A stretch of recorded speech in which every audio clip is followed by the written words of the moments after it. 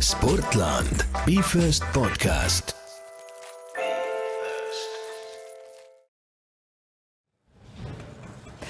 No tere hommikust, kõik head ja tugevad. Mina tervitan teid siit Põhjala tehasest, kus otseloomulikult ei toimi mitte midagi muud kui üks selle suve maailma parimaid ekstreemspordiüritusi Simple Session. Mina olen Sandra ja me oleme laivis Be First podcastiga. Meil on täna külla tulemas väga palju üliägedaid külalisi.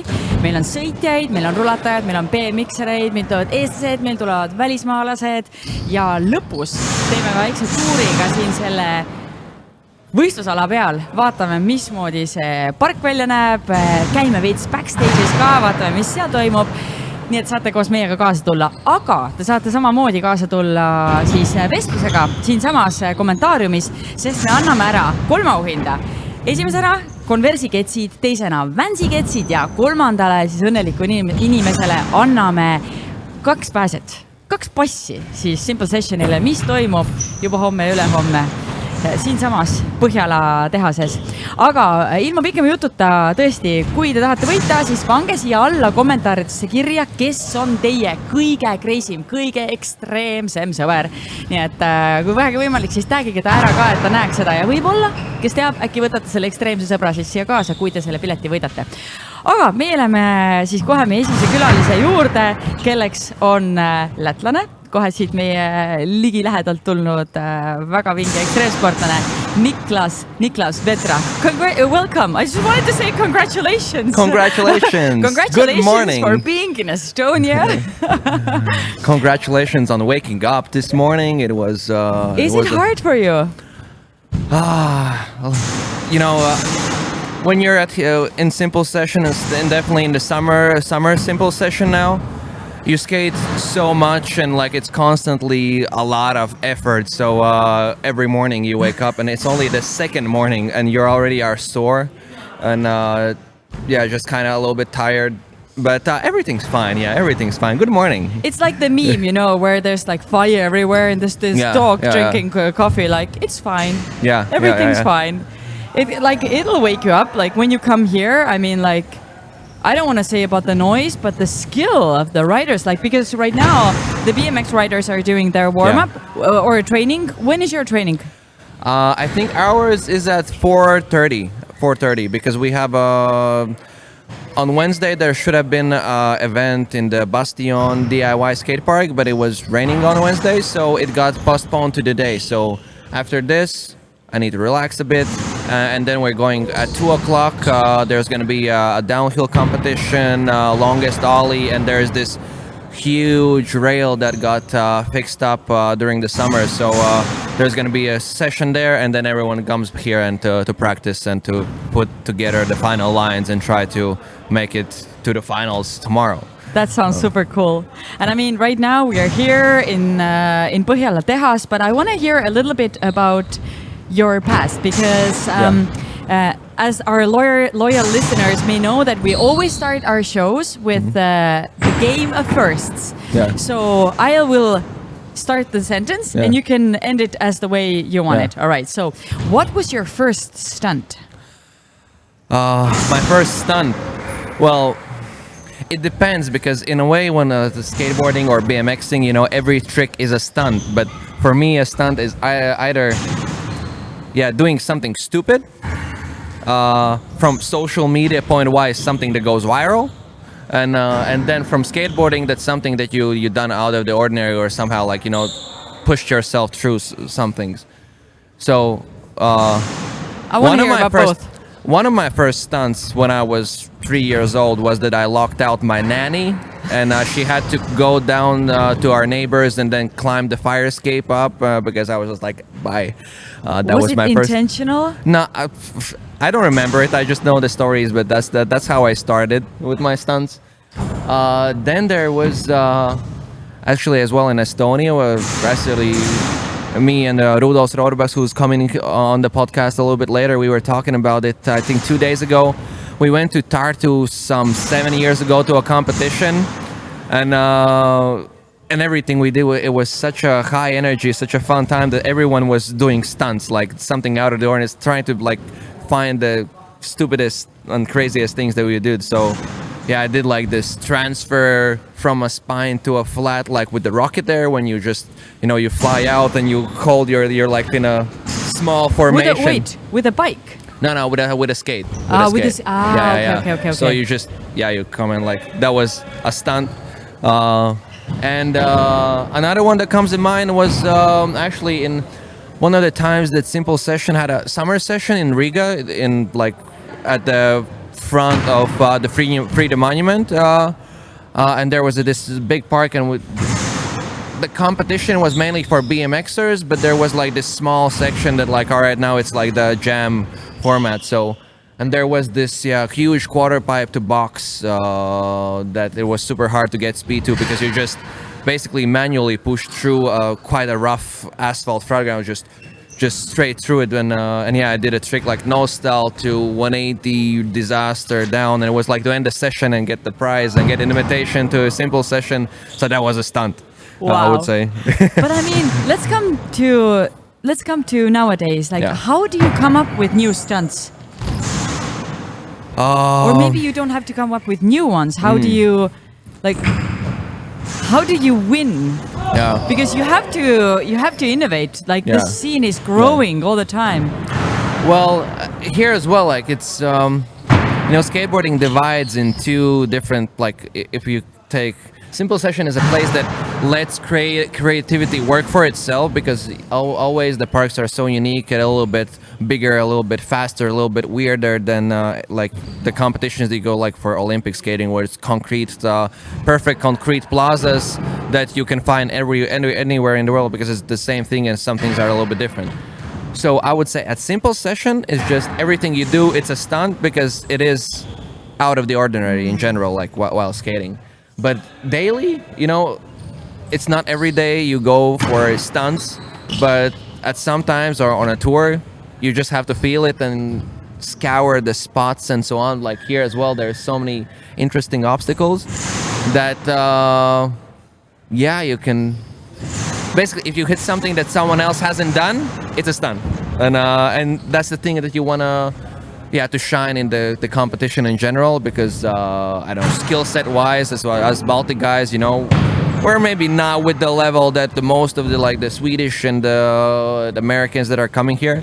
But what we can do for ourselves to boost our scores as well is just to hit the spot that no one has skated before or hasn't touched, so the unique way. So you just try to find and feel your unique way. Not always you find it out. Sometimes it comes naturally. Sometimes you work for it super long, and then it slowly clicks. But I can hit this.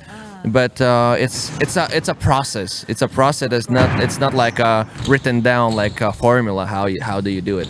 I mean, you mentioned Olympics, because in 2020, skateboarding. It was the first time when skateboarding was on the Olympics, and that was a huge thing. How has this development changed your career, your mindset? It actually changed a lot, because I was trying to get there. Me and Mr. Boga, that's riding here as well. We were two people that were on the Latvian Olympic theme, and we were going to events. But the whole situation, because as you remember, the Olympics got postponed to 2021 because of COVID. And like this changed the COVID thing, like personally, like both my skateboarding, both my mental health, and like my career choices as well, like outside of skateboarding, changed everything, because I was still in high school on my last year in my I studied directing. And I was on my last year, and then this Olympic trip came up, and me and Boga, we set our minds like, all right, we need to try. We don't have enough funding from the government, but we'll try to figure something out. And we had set this whole course, like going from Riga to Los Angeles to Las Vegas to Los Angeles to Peru to Asia back to USA, and we have started like planning this whole trip. And 15 days before we had to jump on the plane, everything got shut down for a year. So mental breakdown. I took a gap year in my school, but at least with this, I took it back. Like, all right, I finished school at least, and did like check this out off my mark. And afterwards, there was only like, because it is super hard to qualify. It's such a small quota from every continent, like everywhere. There you need to be at least 2-person representation, I think. And yeah, it's just a big battle. And what was the mindset change? I mean, like, do you specifically remember that you did A before, and after the Olympics thing came, you were like, okay, I'm gonna change this? Well, I was trying with the Olympics thing. I was trying to push my the competitiveness that because I am competitive, but in a fun way. Like when you play a board game, I am. In Olympics, yeah.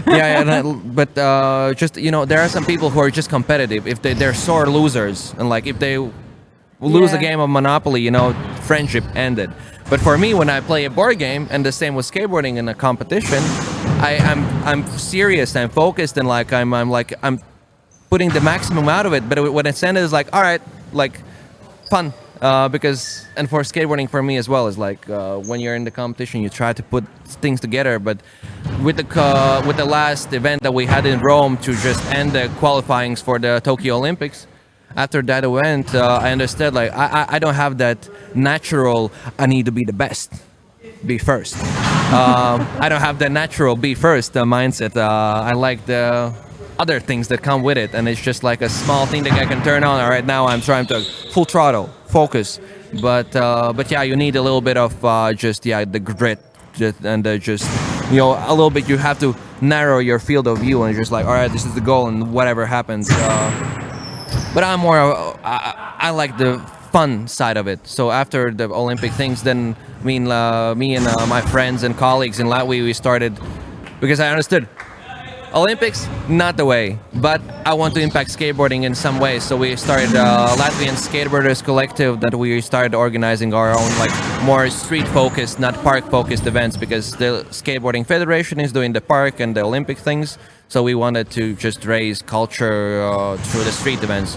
So we're starting with small events and organizing things like that. It's awesome that you guys do that. I mean, I'm not very sure how many skateboarders, athletes themselves, think about that. Yeah. But if you could suggest to any skateboarders listening, what can they personally do to make the scene, I don't know, or the community stronger, or to make it grow, raise the level? I would say attend every event. It's not hard, because there's a lot of me and some Estonian skaters as well. Yesterday night we were talking about the situation of the current youth skateboarders, and in Latvia, for example, you can feel that people are, and the skateboarding culture has changed a lot because of the Olympics. Because when they compete in a competition, they seem like they don't want to be a lot of them don't want to be associated with the athlete point of view from skateboarders. Like, no, I'm not an athlete, I'm a skateboarder, and I'm in the streets. So they don't attend the events. But especially in small countries like Estonia, Latvia, and Lithuania, you need to be attend. You need to be there. Just I don't know. Competitions usually are free. Just enter, try your best, challenge yourself, see what. Because a long time ago when I was still a child, some skaters told me that never be the smartest person in the room. Try to surround yourself with people that are better than you, because effortlessly it pushes you as well, because you get mixed up in the hype and so on. So yeah, the main thing is just attend events. That's a show very up good, and two very good suggestions from you. Attend, and don't be the smartest person in the room, because it creates some learning for you. Yeah. If we talk about attending, what is the one event during this weekend the people who are watching right now just cannot miss? Just one event. If you have to choose. This weekend, one event? Yeah. If they can come for 2 hours or 3 hours. Well, probably I would say for me, BMX is cool and they do crazy shit, right? Am I allowed to say shit? Leave me out. Too late. Too late. Sorry, mom and dad and everyone. Don't use it. But I would say the skateboarder's qualification, because qualifications are always a little bit more interesting because you have more diversity. The finals are, of course, if you have limited time, go to finals and you just see these kind of, but a lot of cool things and tricks or moments don't happen. They don't get into the finals because there are sometimes that someone messes up their both runs, but they do this one crazy thing that is not enough to just be in the finals. So I would say just, the qualification part it's a little bit longer, but it's way more interesting if you're willing to grab a beer and chill out for a little bit longer. It's Saturday tomorrow either way, so why not? Exactly, why not? Yeah. And I mean, Niklavs, thank you for joining us today for this short recap. I wish I had more time to talk to you. Maybe next year, I'm going to do like full episodes. Because you guys are so interesting. It's like, it gets the juices flowing for like 15 minutes and 20 minutes and I'm like, oh! Because your mindset is very, very interesting and I would love to hear more about that. I should tell my colleagues over in Latvia. Have you been to Beatbirth podcast there? No, I haven't been. All right. We will make this happen for sure. International connections. But thank you for having me. It was a good time. Managed to talk about something else that I do off the podcast, so it's quite fun. And I wish you great luck for your rides and keep yourself safe for sure. All right. Ja kõigile teile me läheme nüüd hästi pisikesele pausile, pärast mida meil on külas siin diivani peal juba järgmised külalised.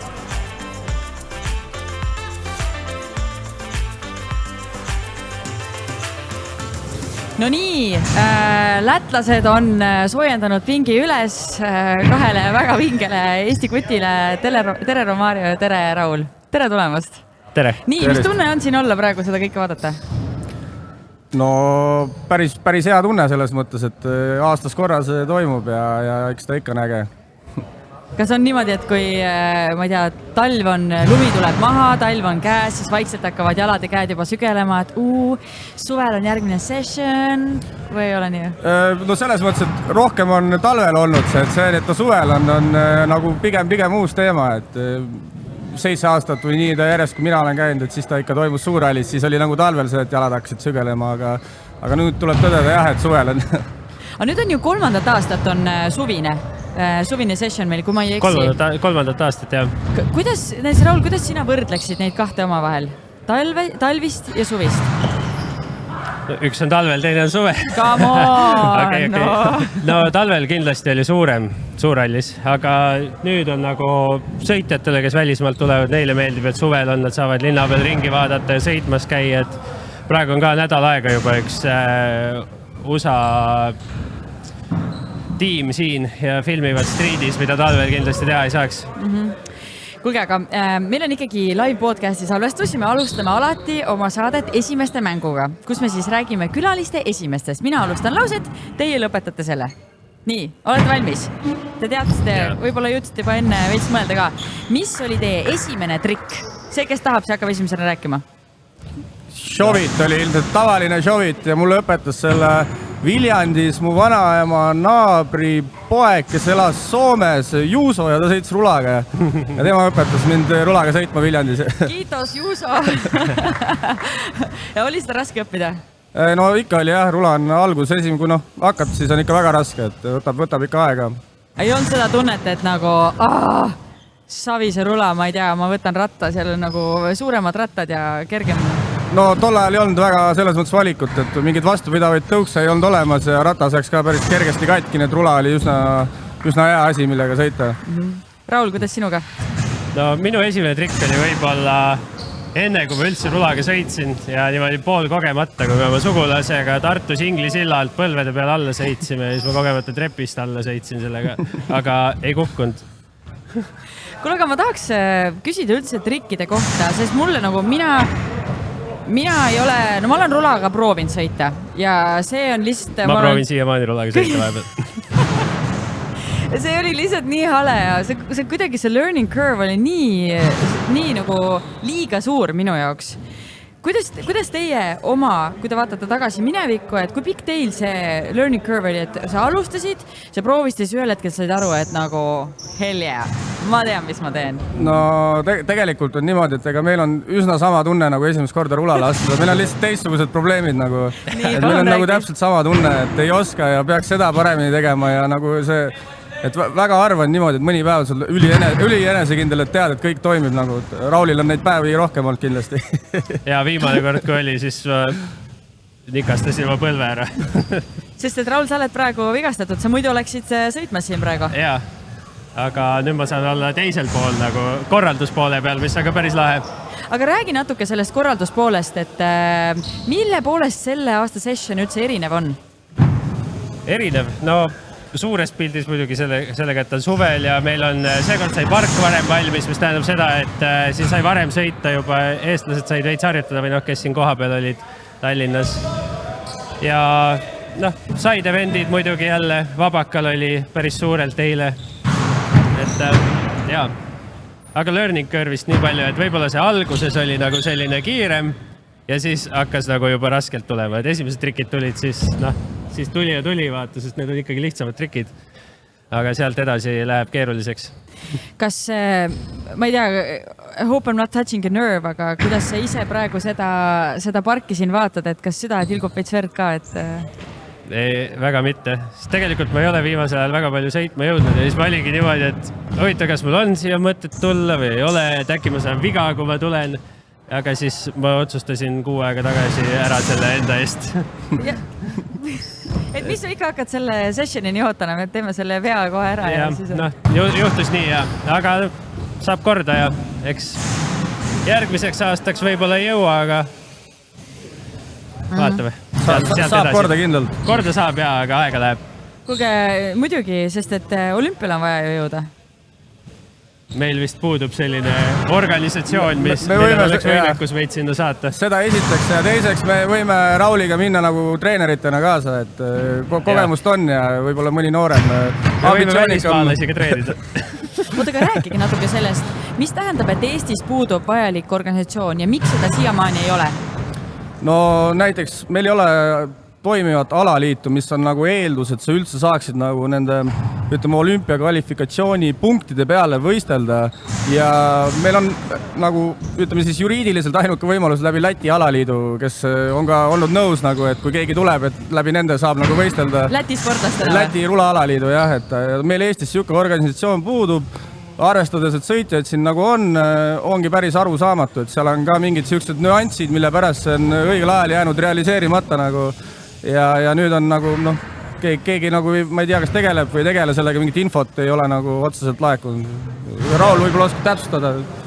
Suht täpselt täpsustasid ära juba. Aga miks see ikkagi niimoodi on? Sest nagu sa ise ütlesid, et sõitjaid ju tegelikult on. Ja me just Niklavsiga rääkisime, et ta ütles, et tema sõitu ja tema mõtteviisi ja mentaliteeti on ikkagi väga palju mõjutanud see, et rula on olümpiala. Et tal oli, ütleme nii, et 2020 pidi olümpia toimuma, see lükati edasi 2021 peale, et tal olid kõik suured plaanid tehtud ja siis järsku kõik lendas vastu maad, aga ikkagi see mentaliteet, et ma tahan jõuda olümpiale, oli see, mis teda edasi drive'is. Kas see ei võiks siis Eesti nagu rulaskenet või taset veelgi enam tõsta, kui oleks see aspiration? No kui meil oleks see võimalus, aga meil on nagu... Meil ongi sõitjaid on palju, aga neid on vähe, kes tahaksid... Kellega me rääkima peame, et me selle alaliidu ära saaksime teha? Kas? Risto? Risto?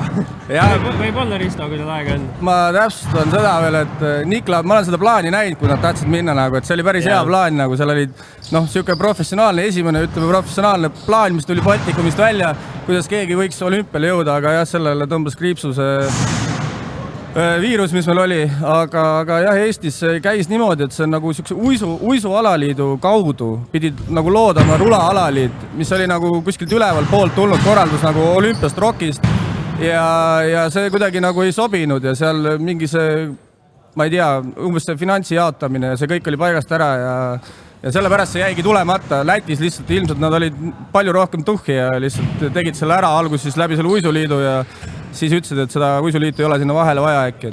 Kuidagi nii see minust toimus, ei ole päris kindel. Jah, päris kindel ei ole jah. Et mingisugune kala siin on proovitud küll mitu korda, aga ei ole õnnestunud. Ma mõtlen seda, et ikkagi kui ma vaatan BMX-i, ma vaatan seda rulaskenet, siis mulle tundub, et teie ise, ma ei tea, kui palju te ütlete enda kohta sportlased, et te olete pigem, kuidas te identifitseerite ennast? No mingid esimesed 27 aastat ma ei pidanud üldse sportlaseks ennast, kui ma aru sain, et kui natuke rohkem sportlasena käituda, siis on palju lihtsam rulaga sõita. Aga ma mõtlen, et kas see võib olla ka miski, mis on justkui nagu tagasi hoidnud seda alaliidu loomist, et siis sellisel juhul te ju olete justkui nagu ikkagi sportlased, et te peate, ma ei tea, pidude pealt tagasi tõmbama või mingi selle elustiili pealt tagasi tõmbama, et kas see ka kujutab ma ei mõelnud neid pidusid nii väga, aga nagu trenni tegemist ja sellist asja, et füüsiliselt paremas vormis olla, kuna meil on suhteliselt kehvad tingimused ikkagi sõitmiseks, siis tuleb lihtsalt rulast väljaspool rohkem vaeva näha, et kompenseerida seda nii-öelda. Ja see on nii-öelda nagu teadlik trenni tegemine, nagu, et sa mingid venitad ja nagu näed vaeva, vaata, kui sa tead, et sul mingi koht ei liigu väga hästi, siis sa tegeled konkreetselt selle kohaga nii kaua, kui see hakkab tööle.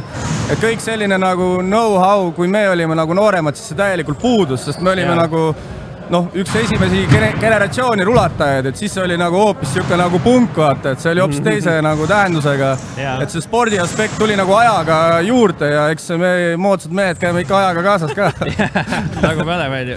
Kuule, aga kui te hakkasite sellest rääkima, siis räägime veits trenni tegemisest, et kuidas te praegu hetkel oma oskusi siis parandate, et kas see on ainult sõit, kas see on see, et te käite kuskil jõusaalis, nagu sa ütlesite, venitad, on ju. Näiteks Romario, mida sina teed? No nüüd meil sai Tartus näiteks uus sisepark valmis, et sellest juba üsna piisab, et kui on kuskil soe koht, kus rulaga sõita talvel, et see on juba suur boonus ja ega seal väga palju üle ei pea mõtlema, nagu tuleb lihtsalt oma tunnid täis magada ja tunnid rula peal ära veeta, et sellest juba nagu piisab. Mis need tunnid on? No ma ei tea, ma ei tea, Raul, palju sa sõidaks nädalas umbes? No 3 korda võiks küll sõitmas käia, või 4 vähemalt, kui nüüd mingi olümpiaplaan oleks. Ja niimoodi ikka 3-4 tundi. Ja kindlasti peaks tegema jõusaali nagu mingi plahvatuslikku jõudu treenima, sest seda on vaja. Jaa, vastu tõele, 3-4 korda nädalas sõitma jõuda ja nagu mitte lihtsalt sõitma jõuda, vaid mõttega sõitma jõuda, et sa lähed nagu eesmärgiga sinna, et see on ilmselt see, mis nagu viiks edasi. Sest kui ilma plaanita käid, siis hästi palju määrab seda, kuidas sa sõidad su motivatsioon. Et mõni päev on motivatsiooni, siis sõidad hästi, mõni päev ei ole, siis oled lihtsalt mingi Aga kui nagu ennast hästi tunned ja teed ka trenni ja magad ilusti, võib-olla sööd ilusti, siis nagu motivatsioonist nii palju see asi enam ei ole. Aga kui te oma karjääri peale, ma võin küll öelda niimoodi, sest et te olete ikkagi mõlemad väga pikalt sõitnud. Kui te mõtlete, et mis on teid kõige rohkem arendanud? Et kui te peaksite valima ühe asja, meid kuulavad praegu, ma ei tea, noored, kes tunnevad, et jes, ma tahaks täiega rulas areneda, et mida te soovitaksite? No näiteks minul aitas kõige rohkem kaasa, kui ma Austraalias sõitsin 6 kuud. Et Raul oli ka seal, et me saime suht tihti kokku ja et seal nagu kuidagi jõudis rohkem sõitma ja nagu seal oli näha, et oli nagu kõige suurem areng minu nii-öelda siis karjääri jooksul. Et kui sul ikka iga päev ärkad üles, päike paistab ja väljas on 20+ kraadi sooja, et Eestis ei ole sellist asja vastu panna nagu. Me käisime seal ühes täiesti lambises skatepargis sõitmas, jumala äge oli. Jah, mis seal oli ägedat? Raul oli. Rommi oli. Ehk siis, mida on vaja selleks, et saada heaks? Sul on vaja häid sõpru kõrvale, kellega koos ta teha ja lihtsalt sõita. Ja soovituslikult päikest ja mingit sooja ilma ka, ja? Jaa, no soe ilm on luudele liigestele eelkõige hea, aga mida veel tegelikult vaja on niisugust nagu kamba konkurentsi, et kõik nagu sõidavad ja panevad hullu ja pushivad üksteist, et kui rulasõitjad jääb nagu vähemaks, siis see aspekt kaob ära ja see tegelikult hoiab nagu tagasi. Et sa mõtled, et ei hoia, aga tegelikult hoiab. Tihtipeale on see, et näed, et keegi proovib mingit trikki, mida sa ise tahtsid teha, aga näed, et nüüd ta ära ei tee seda ja ma ei hakka ka tegema, vaata, et muidu rikun tal, ma ei tea, tuju ära või midagi. Tegelikult peaks minema selle trikki ära tegema ja ütlema talle, näed, tee järgi. Kui palju peaks mõtteviisi treenima? Et see ongi see, mida sa praegu just ütlesid, et sa vaatad, et teist, mida teine teeb, aga kas seda on võimalik, kas oma mõtteviisi on võimalik niimoodi treenida, et sa, ma ei tea, et sa julged minna rohkem tegema mingisuguseid asju või et sa ei vaata nii palju teisi? Kuidas te tunnete? No jaa, mõtteviisi, raske öelda seda treenida, aga nagu võib-olla mõtteviisi kohandada kuidagi, jah, et no kindlasti rulaga ei tohi sabistada, kõik peab tegelikult käima nagu voolavalt ja lihtsalt vaata ja no tegelikult mina olin Rommist aasta aega kauem Austraalias ja ma tegelikult läksingi sinna sellepärast, et mul oli üks hüppeliigese vigastus, mis lihtsalt ei paranenud ära juba mitu aastat. Siis mõtlesin, et hea küll, lähme sinna, elame maal ja rulaga sõitmas ei käi. Ja tegelikult ma käisingi, enne kui Rommi tuli, ma käisin vähe ikka, ma käisin võib-olla korra nädalas, korra kuus, nagu harva.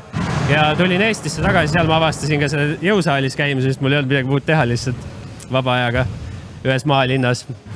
Ja tulime Eestisse tagasi ja ma sõitsin paremini kui kunagi varem, ma arvan. Nagu ilma nii-öelda harjutamata, aga jällegi käiski mingi... Ehk siis sõbrad, sõitmine, välislaagrid.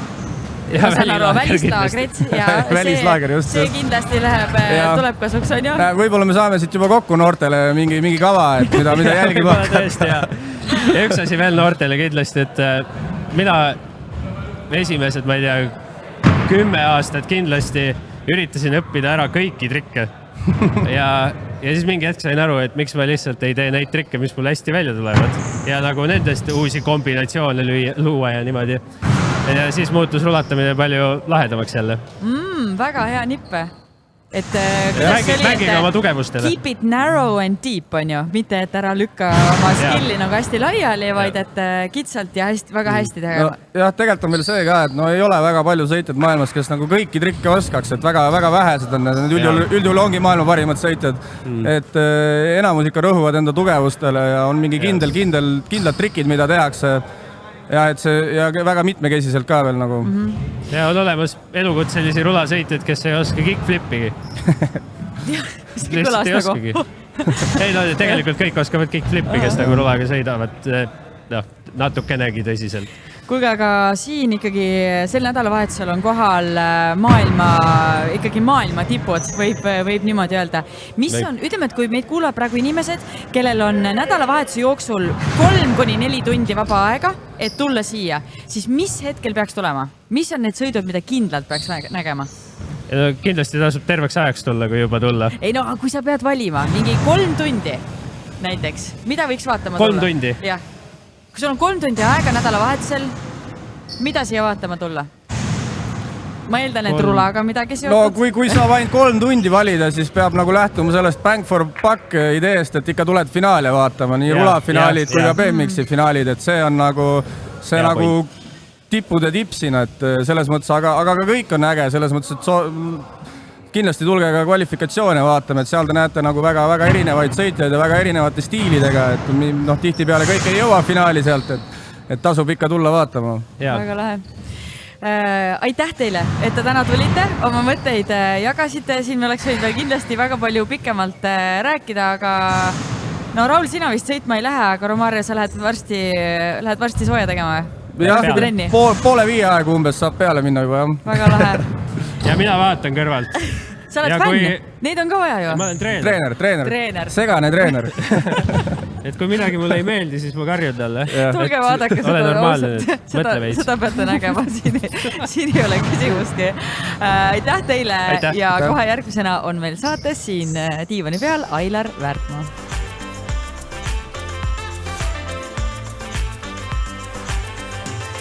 No tere tulemast tagasi. Meil on siin käimas Be First podcasti live salvestus. Me oleme Põhjala tehases Simple Sessioni pargi põhimõtteliselt peal, kui niimoodi võib öelda, et see, mis siin täna toimumas on, see on täiesti crazy, aga te saate seda kõike vaadata, sellepärast, et piletid on müügis ja ka meie anname välja 2 piletit, lisaks 2 piletile ka ühe paari, ma tahtsin öelda ühe paki konsi ketse ja 1 paari vänsiketse ja mis te peate tegema selleks, on see, et pange kommentaarina meile siia alla kirja, et kes on teie kõige ekstreemsem sõber. No kõige ekstreemsem sõber, mis meelde tuleb.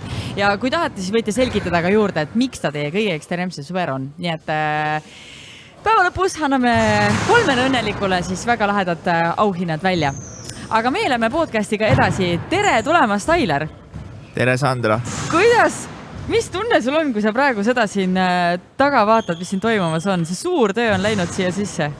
Üliäge, et ma just vaatasin, et nii nagu streedi parki ma ei olegi nagu sessioni läinud, et alati on mingi suur flybox või midagi olnud, aga seekord ei ole seda, et hästi süke nagu mõnus streedi vibe, mis sobib selle Põhjala tehasega ülihästi kokku ja minu arust kogu selle sessioni vibe'iga üldse, et miks on nagu nii palju ägedaid sõiteid kokku tuleb, minu arust ongi see, et kõik ütlevad, et siin on nagu mingi süke maagiline vibe ja ülikõvad peod ja ma arvan, et see on nagu see park see aasta väga hästi mängib kokku nagu kogu selle asjaga. Kas sa mäletad ka oma esimest mälestust Simple Sessionist? Hea küsimus. Seda ma sulle ette ei saatnud. Jep. Mäletan ikka, see oli Sakus, või tegelikult see võib-olla ei olnud isegi Saku Suuris, vaid see oli äkki kuskil Vabakal, kus vaata neid igast mingi summer sessionid, igast asju on olnud nagu. Aga selge oli see, et see oli nagu ülikõva ikkagi nagu festival ja ma arvan, et mina olen juba nii vana, et see oli see nagu isegi nagu hiilkaeg mingis mõttes nagu, et see oli nagu mega üritus ja ma ei tea, BMX oli nagu parim asi üldse. Mina ise sõitsin ka kunagi nagu BMX-i, et siis see, mis siin taga toimub, on nagu nostalgiline. Kuule, aga sina praegusel hetkel töötad Converse'i brändijuhina Vastab tõele, tõesti. Baltikumis täpsustame. Vabandust, Baltikumis, õige. Ja sa oled tegelikult teinud seda tööd juba päris pikka aega. Ma tahan kohe küsida selle kohta, et mida sa üldse teed, mida üldse teeb üks brändijuht ja kõik, mis sinna juurde käib, aga enne seda, iga saate, et me alustame esimeste mänguga, kus me räägime siis oma külalise esimestest. Ja ma tahaks sinu käest teada, et mis oli sinu, või meenuta oma esimest päeva siis Converse'i brändijuhina? Üldse ei mäleta nagu ausalt. Aga ma arvan, et siuke nagu ikka, et sa said oma arvuti tõenäoliselt ja siin on sinu e-mail on ju ja vaikselt ligipääsud mingitel asjadel, saad inimestega tuttavaks ja et meil on siuke hästi soe ettevõte, eks ole, ja alajälg ja ma arvan, et Sportland Group nagu laiemalt. Et ma ei midagi nagu ei tule meelde, ma arvan, kõik see oli nii nagu siuke exciting ja põnev ja et ma just mõtlesingi, et mis see tunne oli sees, et ei no äge tunne oli, et see on, sellest saaks oma ette podcasti teha nagu, et kuidas ma lõpuks jalajälge nagu jõudsin, on ju, aga see oli nagu tegelikult väga pikk protsess, et alguses ma kandideerisin, siis ma otsustasin, ma ikkagi ei lähe ja siis läks mingi hunnik kuid mööda, kandideerisin Nike turundust juhtima ja siis seal jäin teiseks ja siis Rainer ütles, et kuule, et aga äkki tahaksid ikkagi tulla nagu seda Converse'i juhtima, et meil ei ole kedagi nagu leitud ja siis ma olin, et davai, let's do it. Ja rest is history, nagu öeldakse, on ju. Ja nüüd oled sa seda teinud juba 4-5 aastat? 4,5 jah, päris kaua juba, ütleme nii, et päris lahe. Juba see juured hakkavad maha kasvama ja sammal tuleb selga vaikselt. Kui kaua sul aega üldse siis võttis, et sa päriselt said aru, et mida sa üldse teed? Ma arvan, et mingi pool aastat ikka. Et sa küsisid, eks ole, et mis sa nagu brändijuhid on, et ongi hästi lai, et inimesed mõtled, et see on nagu mingi turundusvärk ja teed ainult mingid lahedad, mingid brändivärke, aga tegelikult minu töö nagu on hästi konkreetselt, ma vastutan nagu kogu selle Converse'i äri eest siin Baltikumis. Teen hästi palju Exceleid, hästi palju aruandeid, tegelen ostu, tegelen müügiga, et põhimõtteliselt me ise nagu ütleme, et või alguses ma mäletan tööintekal ka öeldi mulle, et see amet on nagu siuke one-man band nagu nii-öelda, et siuke nagu ühe mehe ettevõtte sees ja kind of niimoodi see nagu ongi. Aga mul on ikkagi mingid abilised ka nagu freelancerite näol ja kogu see logistika on ju meil Nike'iga jagatud ja sest me toome Nike'id ka maale on ju. Et siin on nagu hästi palju erinevust, mitmekülgsust sellest töös, et saab teha igast ägedat turundusprojekte, aga samal ajal saad ka nagu Exceli tabelites üksjagu aega võtta. Aga kui sa peaks nüüd oma, ma ei tea, vana tädile või vana onule selgitama, et mis see töö on, mida sa teed, et mis, ma ei küsi nagu päeva lõikes, aga võib-olla nädala või kuu lõikes, et mis need tegevused on, mis käivad ühe brändijuhi ametiga kaasa? Esimene asi ongi see, eks ole, et oleks olemas toode, et see oleks olemas poodides, et kliendid saaks õiget toodet osta, on ju.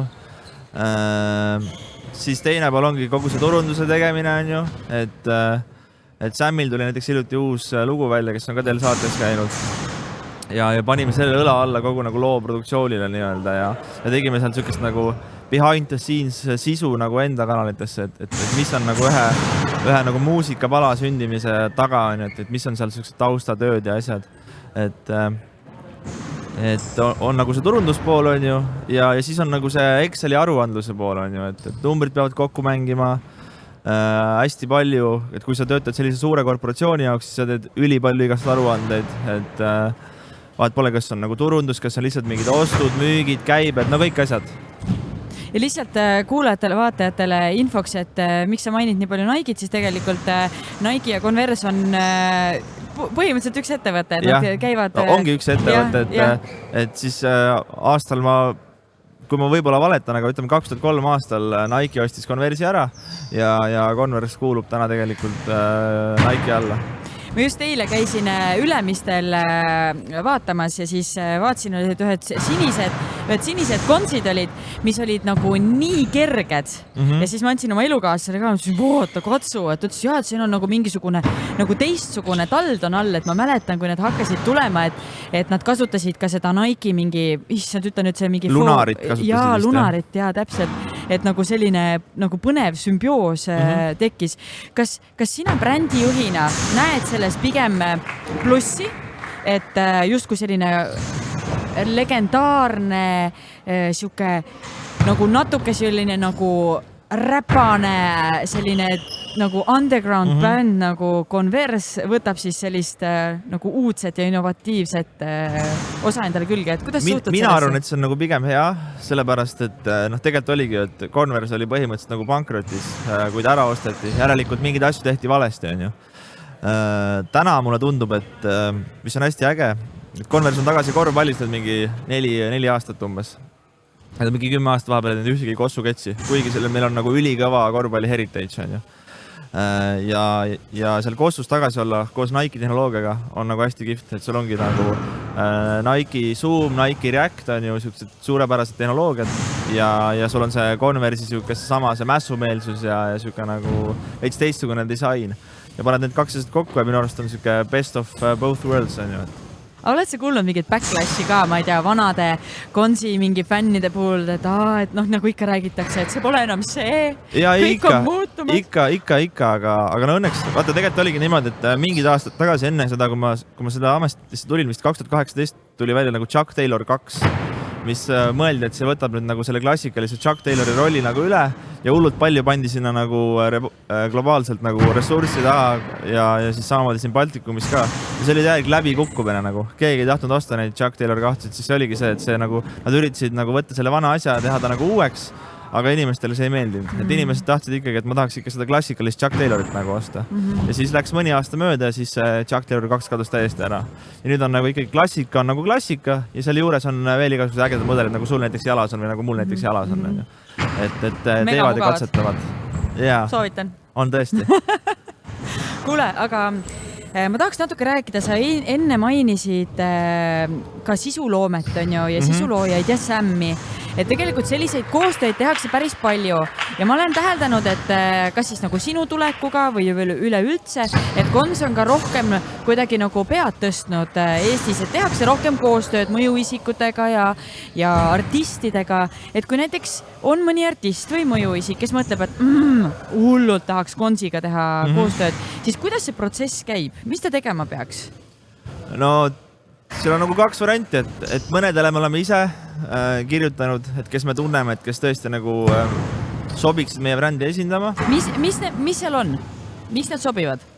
Sul peabki olema sellist nagu, head eesti keeles sõna ei olegi, aga ma ütleks edge'i et sul peab olema sellist nagu edge ja lihtsalt kui sa oled nagu selle asja sees olnud nagu juba mingid aastad, sa juba nagu näed kohe ära, et näed, et sellel inimesel on seda nagu Converse'i vibe'i ja teisel inimesel ei ole. Ja see on nagu see, mida me nagu vaatame. Ja see ei ole üldse mitte ainult stiiliga seotud, vaid see on nagu üldse sellise ellusuhtumisega seotud, et ma ütleks, see on nagu veits laiem, on ju. Ja see on nagu number 1 asi ja loomulikult sul peab siis mingi auditoorium olema, et meil ei ole üldse palju nagu mingid suuri influencerid, nagu, et ma ei tea, Liis Lemsalu, et me kunagi ei kasutaks, et meil ongi pigem sellised nagu niši tegijad, kes on nagu mingis omas asjas hästi kõvad, näiteks sama Meeli Serm, kes nädalavahetusel sõidab, vist tuleb rääkima ka, on ju, et siis Melliga me oleme, ma ei tea, mingi 4-5 aastat, vist enne mind isegi oli Melliga juba koostöö ja ta on Eestis üks paremaid rulatajaid ja ajab oma asja, teeb seda hästi, teeb seda ägedalt ja selliste inimestega on ülivinge koostööd teha. Aga kuidas see protsess käib, kui näiteks ka keegi näeb, praegu kuuleb, mõtleb, et tahaks konsi, et kas ta peaks sulle kirjutama, kas ta peaks kirjutama Instagrami? Ta võib kirjutada mulle, ta võib kirjutada Instagrami ja nagu ikka ma alati ütlen, et mingid lubadusi ei anna, aga võime ikka nagu otsa vaadata ja arutada, et mis või kuidas.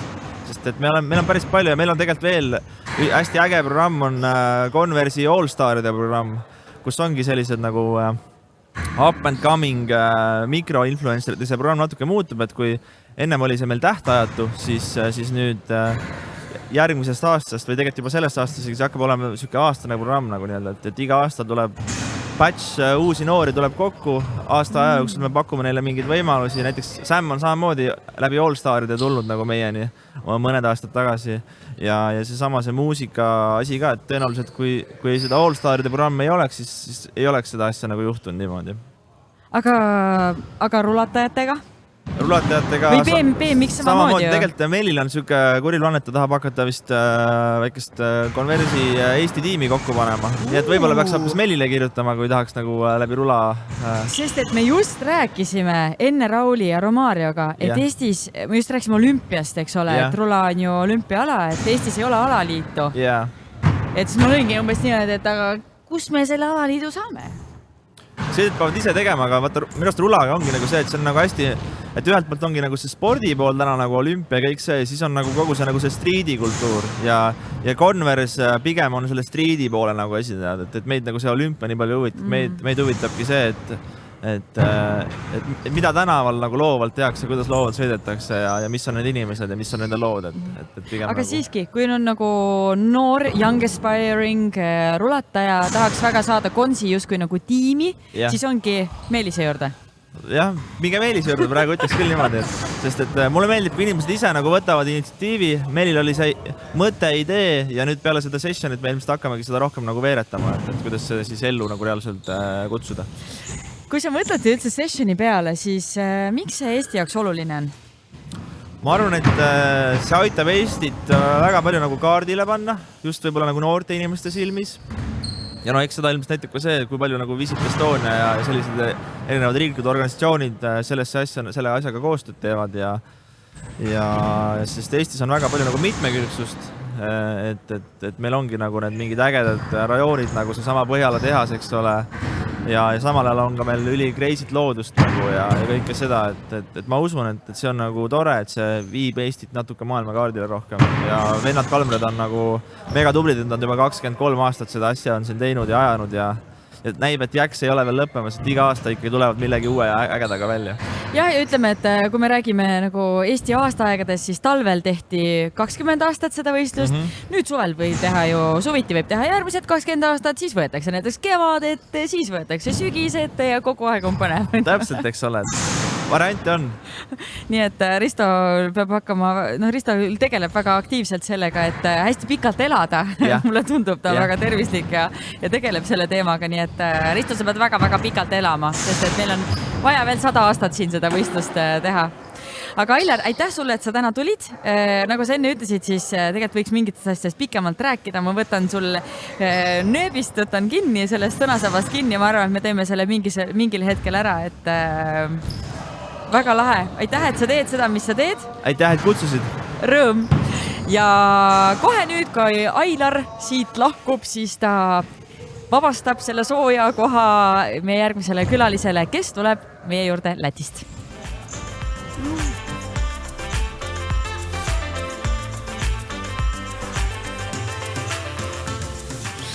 no nii, ja olen siia oma saatesse kinni püüdnud meie järgmise külalise. Welcome, Rudolfs. Hey. How do you feel? How do you do? I feel fine. How do you feel when you look at this, the park in here? Actually, it's kind of intimidating. Really? Yeah, Tell me more.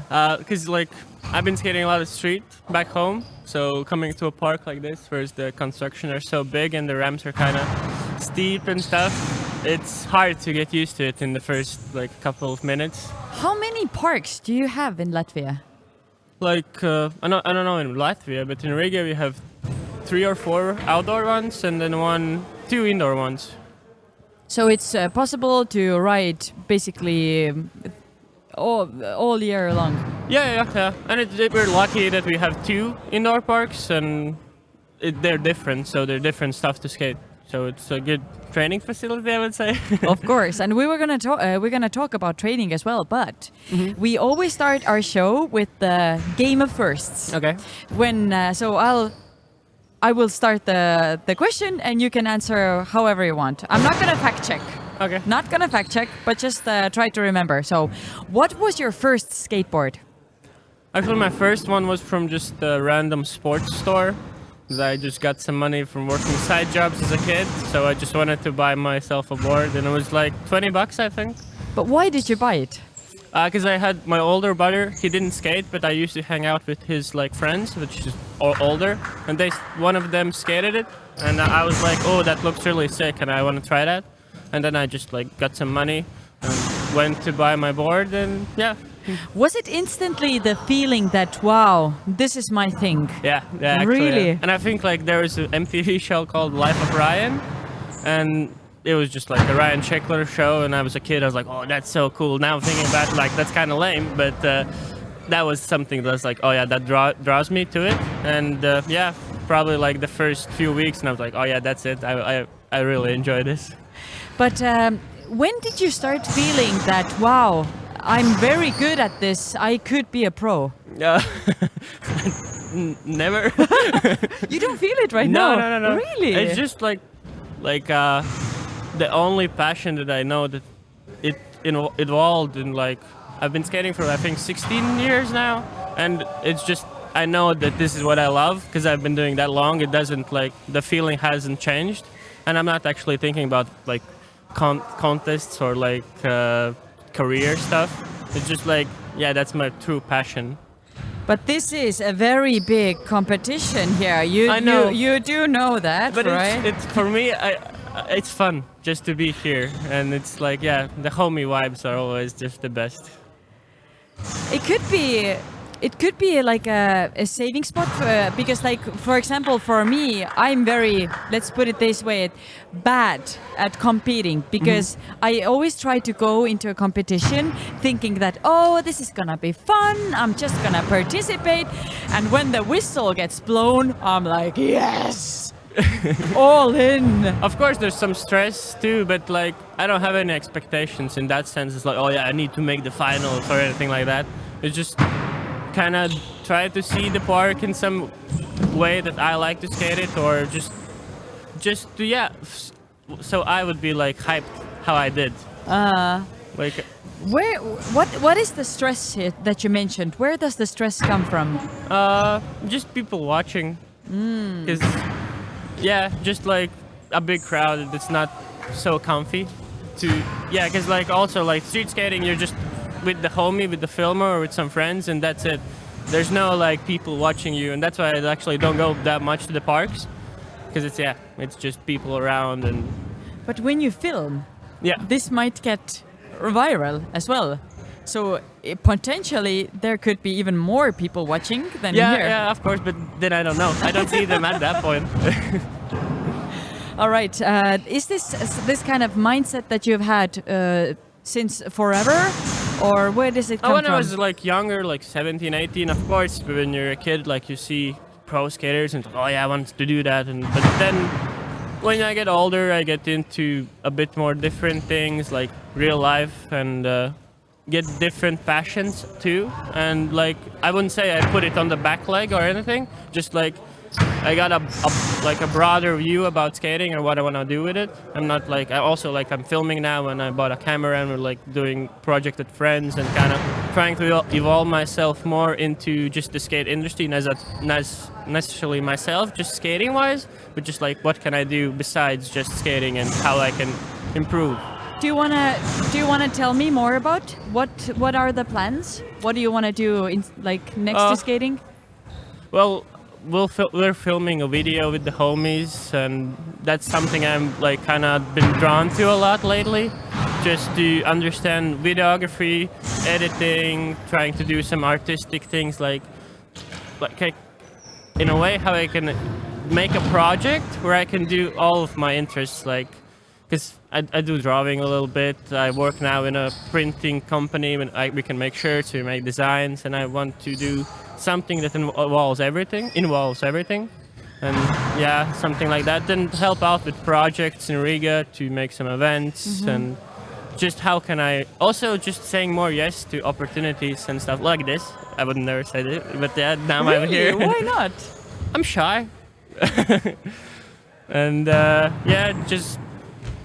why I wanted to say more stuff, like do more stuff. See how I can improve myself, because it's sad to be just by your own, have to do a lot of stuff. I think that way. Do you feel shy like in the park as well? While skating it's completely different, It's different? mindset. Tell me about it.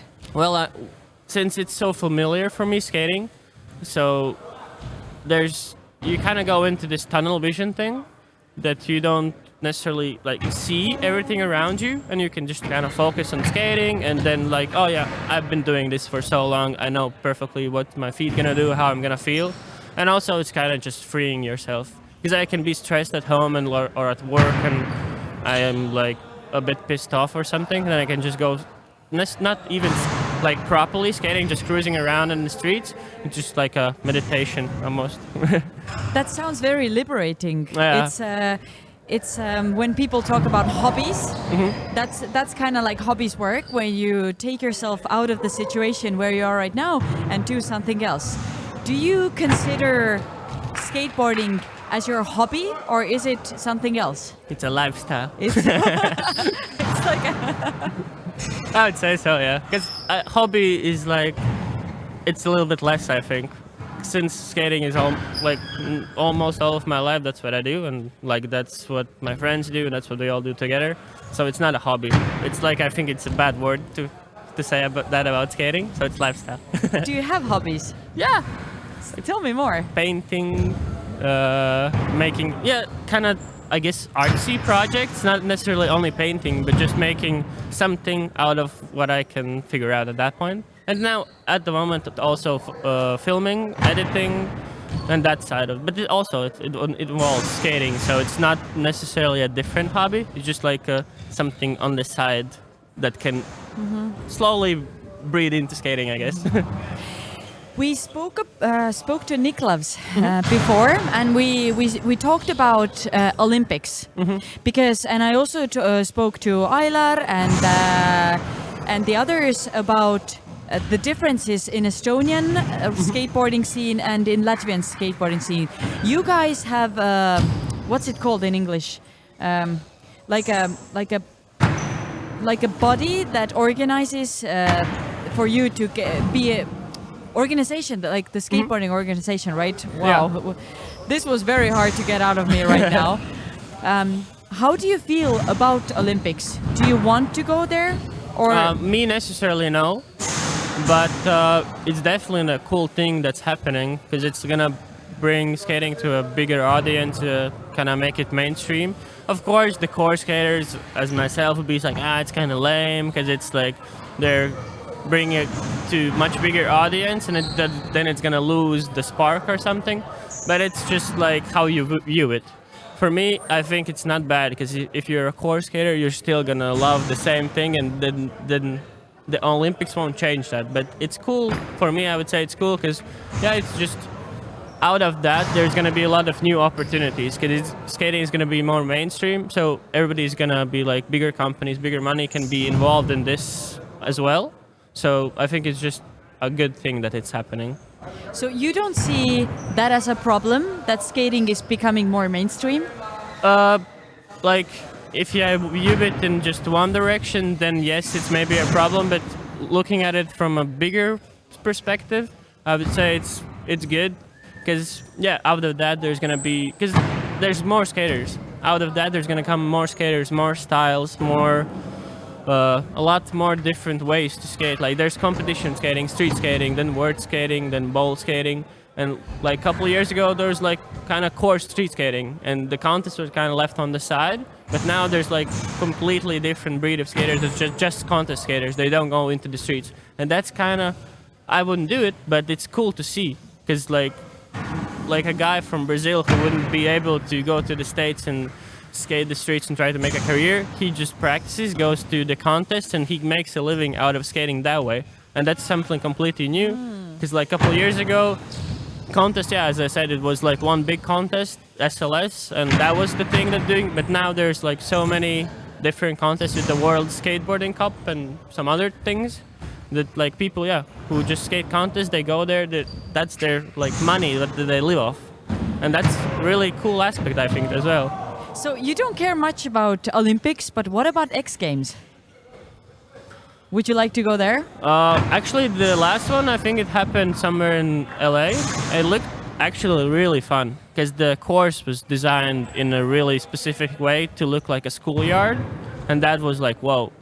Not necessarily the competition way, just like to be there to skate that course and to, just actually I watched X Games. But it's funny because I didn't watch skating, I watched BMX. Really? Because I like BMX too, quite a lot. Have you thought about switching? When I was a kid, I was doing both. But why did you choose skateboarding? Liked it more, just liked it more a little bit. But BMX was always just around when I was a kid because I had homies where I lived who BMX'd and we were the same age. So I was like, can I try? And he was like, oh yeah, can I try the board? And so just switching around. And since that, I was always like watching BMX as well. I mean, the stuff that you guys do here, that's insane. Like, it's seriously insane. Are you ever scared? Oh yeah, of course.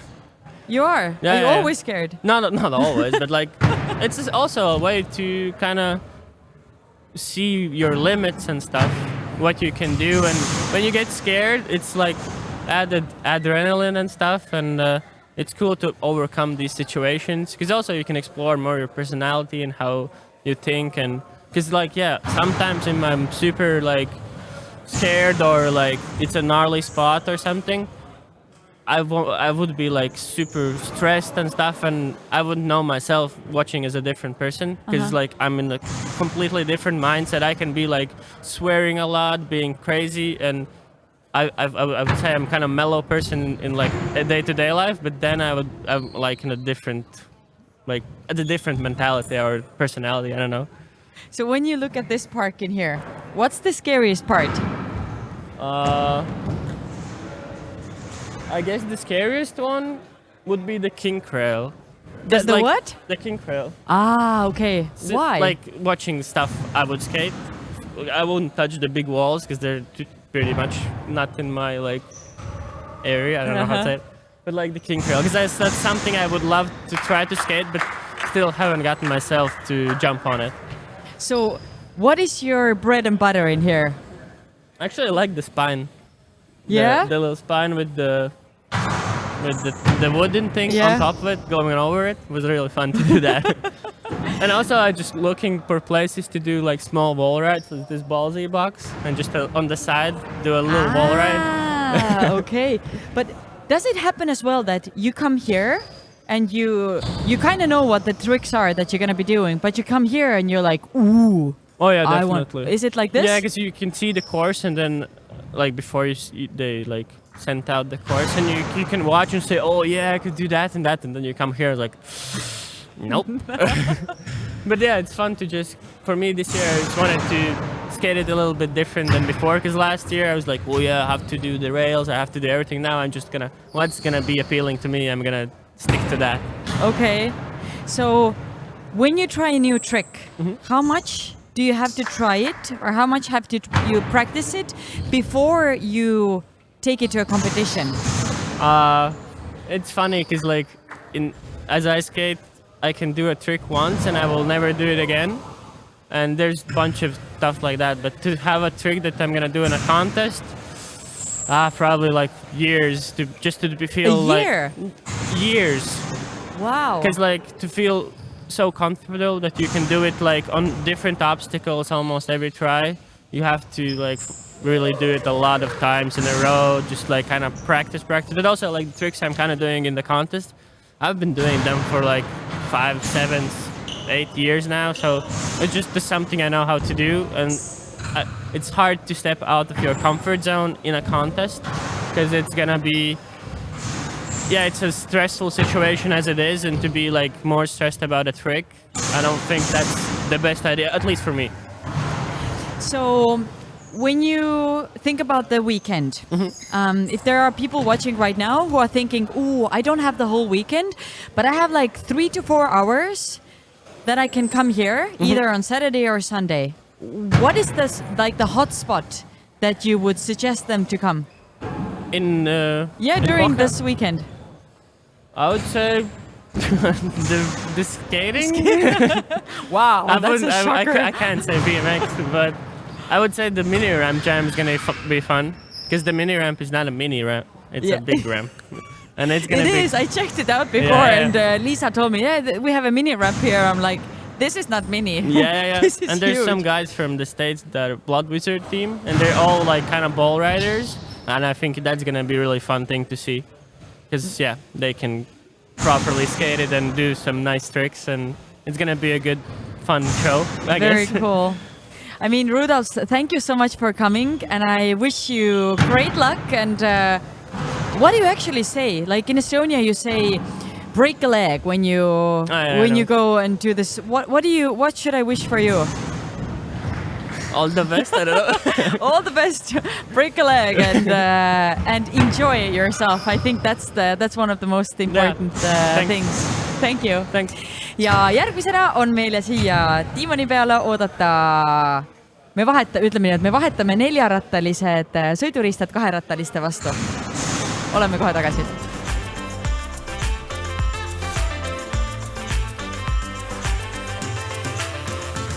Nonii, tere tulemast tagasi stuudiosse, and I will switch it to English right away. Welcome Angie, welcome Linda. I just wanted to say congratulations to coming to Estonia, but I actually meant welcome to Estonia. How many times have you been here in Simple Session? This is my 4th time being at Simple Session. 4th, yeah. For me, it's the 2nd time. I was here last year. Your 2nd time. All right. Like, I want to ask first thing, because like all of the previous guests that I've had here have been skateboarders. You do BMX. Have you ever had the time that you're choosing like, should I do this? Should I do skateboarding or should I do BMX? Or you knew right away, BMX, that's my jam? Linda, you can start. For me, it was like, before I did BMX, I was ski jumping and dancing, and I did like so many other sports. And I stopped to do professional ski jumping when I was like 16. And I wanted to do something that's more loose and more fun. And so I started dancing again, and then it was really random. Through another dancer, I found BMX, and then I fell in love with it. And so I never had like even the question, I want to be at a skate park and what should I do? It was like, it was so random, and it just appeared, and then it was, I don't know, I fell in love with it. Right? Yeah. The speed, like when you are, by the way, I have never ever like understood ski jumpers, because to me that's one of the scariest things to do. It's insane. She's insane. You should see some of the videos. Yeah, and I mean, guys, girls, you're doing BMX right now. That's insane as well. Like, that's not normal. I think BMX is so much scarier than ski jumping. Like, because ski jumping, you do the same movement over and over again, since you start on a really small like hill, and then you just like keep going, and it gets bigger, and it's always the same movement. And with BMX, there's so many more, there's so much more space for failure in the tricks. So the risk of getting injured and like the spots and everything, like it's way more scarier. All right. Angie, how about you? So I kind of grew up doing like every kind of sport, like tennis, I rode dirt bikes, all the things. I just kind of wanted to do everything that my older brother did. And when he got a bike, I wanted a bike as well. And I never really tried skateboarding too much. I did like a little bit here and there throughout the years, but it was never like BMX or skate. I just kind of always fell in love with riding since the first day I got a bike.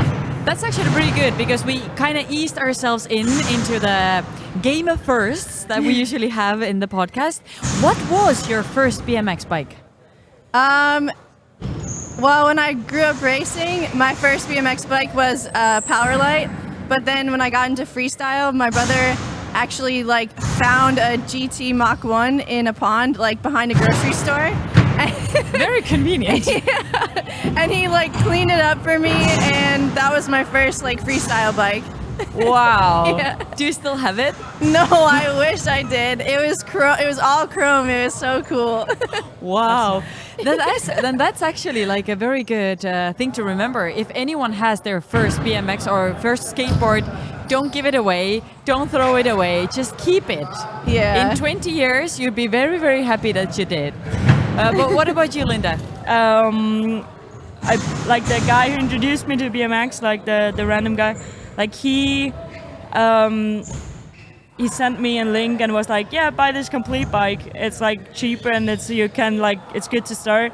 And so I had this radio complete bike and it immediately broke.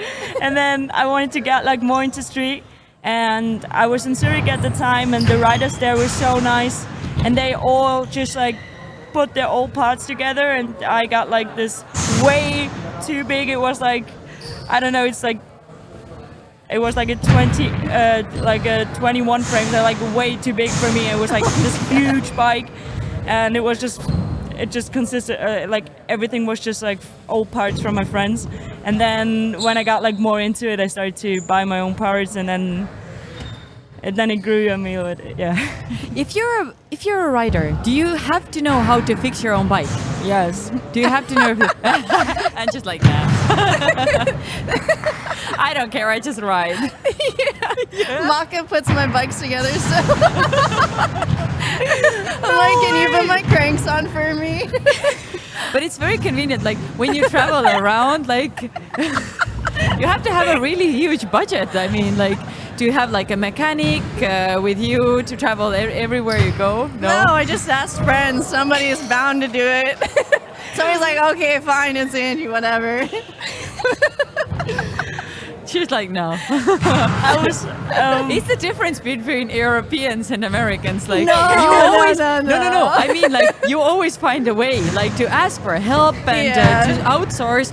We Europeans are like, no, we have to do it all ourselves and everything. No, it was because my friends actually, like, who I was like starting riding with, they worked as like bike mechanics. So I was really lucky that they showed me from the beginning like how to do everything properly. So now I'm actually quite good at like assembling my bike and like to do stuff. I'm gonna ask you to help me with my bike next time. No, I'm really bad at it. But yeah, next time you see her coming with your bike, she's like, no, I'm leaving. Should I run? But I mean, the sport, as you can see right now, the guys are practicing. It has been very male oriented for years, and now in the past recent years we see more girls and more women like stepping up the game. How do you feel in the industry as girls, as women? For me, it always was like I was really lucky to be like around people that always made me feel really included, like my friends and the guys I was riding with. But when I evolved, or like when I also was like trying to go to events and jams, and I kind of noticed like, yeah, I'm always like the only girl, and then it started to getting more. But I feel like now there are so many girls that want to compete, to be at events, to be at jams, to like be present, to like just to they want to do stuff. They go out filming. They progress so much, and I feel it's always a two-part job. So I feel events and sponsors, they should do their part to get to help women out and like to create like a platform so they even have a chance to progress and to have like also the same possibilities than the guys do. Because right now it's the case that the women's scene is still pretty small, but it's like hard to grow a scene if you don't have the platform so young girls can see it. Because, for example, like really big events that are like broadcasted in TV, they only show guys. So when you're a 6-year-old girl and you see this on TV, you don't feel like you are able to do this, and this is even a possibility. So we need platforms and we need people who support us and to like get out of the comfort zone. They actually like do the extra step they like invest more money, even though like maybe now women's BMX is not like creating that money or like but there is no chance that it just happens. You need people who support it and you need people who invest in it so it can grow and then it actually get its own industry and it can just progress and be as big. And you've seen it in so many sports. If you see it in like women's snowboarding and women's skiing, like there's so much progression, or even like in skating. So I feel like in BMX especially, it's time that it's the same, like that events and like people who have something to say and actually can do something, that they're just ready to do it and that they will help us out and and it's, I'm hopeful, but Thank you for sharing that, for sure. How do you feel? I mean, when I first started riding, there wasn't many girls, and there wasn't many girls riding, let alone there wasn't any like pro girls. So it's just like, when I first started riding, I had no idea that I could be professional. You know, it took years of seeing and finding like other women who do it, and I don't know. It's really important that like contests like this, like Simple Session, has girls and is promoting girls, because it's like, the visibility you need. Like we need that to inspire other girls to do it. It's so crazy, like looking back like 10 years ago to where like women's BMX is now is like so insane. And honestly, like I feel Olympics has definitely helped a lot, because the progression level since BMX freestyle was announced to the Olympics has been like skyrocketing. And it's just like, if you give us the opportunity, we're gonna meet the mark for it. So it's just like, we need the opportunity to show that we can do it. You know, it can't be like, oh, there's not enough girls. It's like, no, like, let us have a few girls and it'll grow from there. Invest in it. I don't know. What can every rider do themselves to support this cause, or to make it go wider? As you said, like you were maybe talking more about the organizers part, but what about riders? For example, when I was here last year, the riders are so welcoming. Like they gave me so much space to ride. They made me feel welcome. And I have to say, like the BMX scene right now, all the guys, like I'm always overwhelmed, like how like they are like supportive of women's BMX.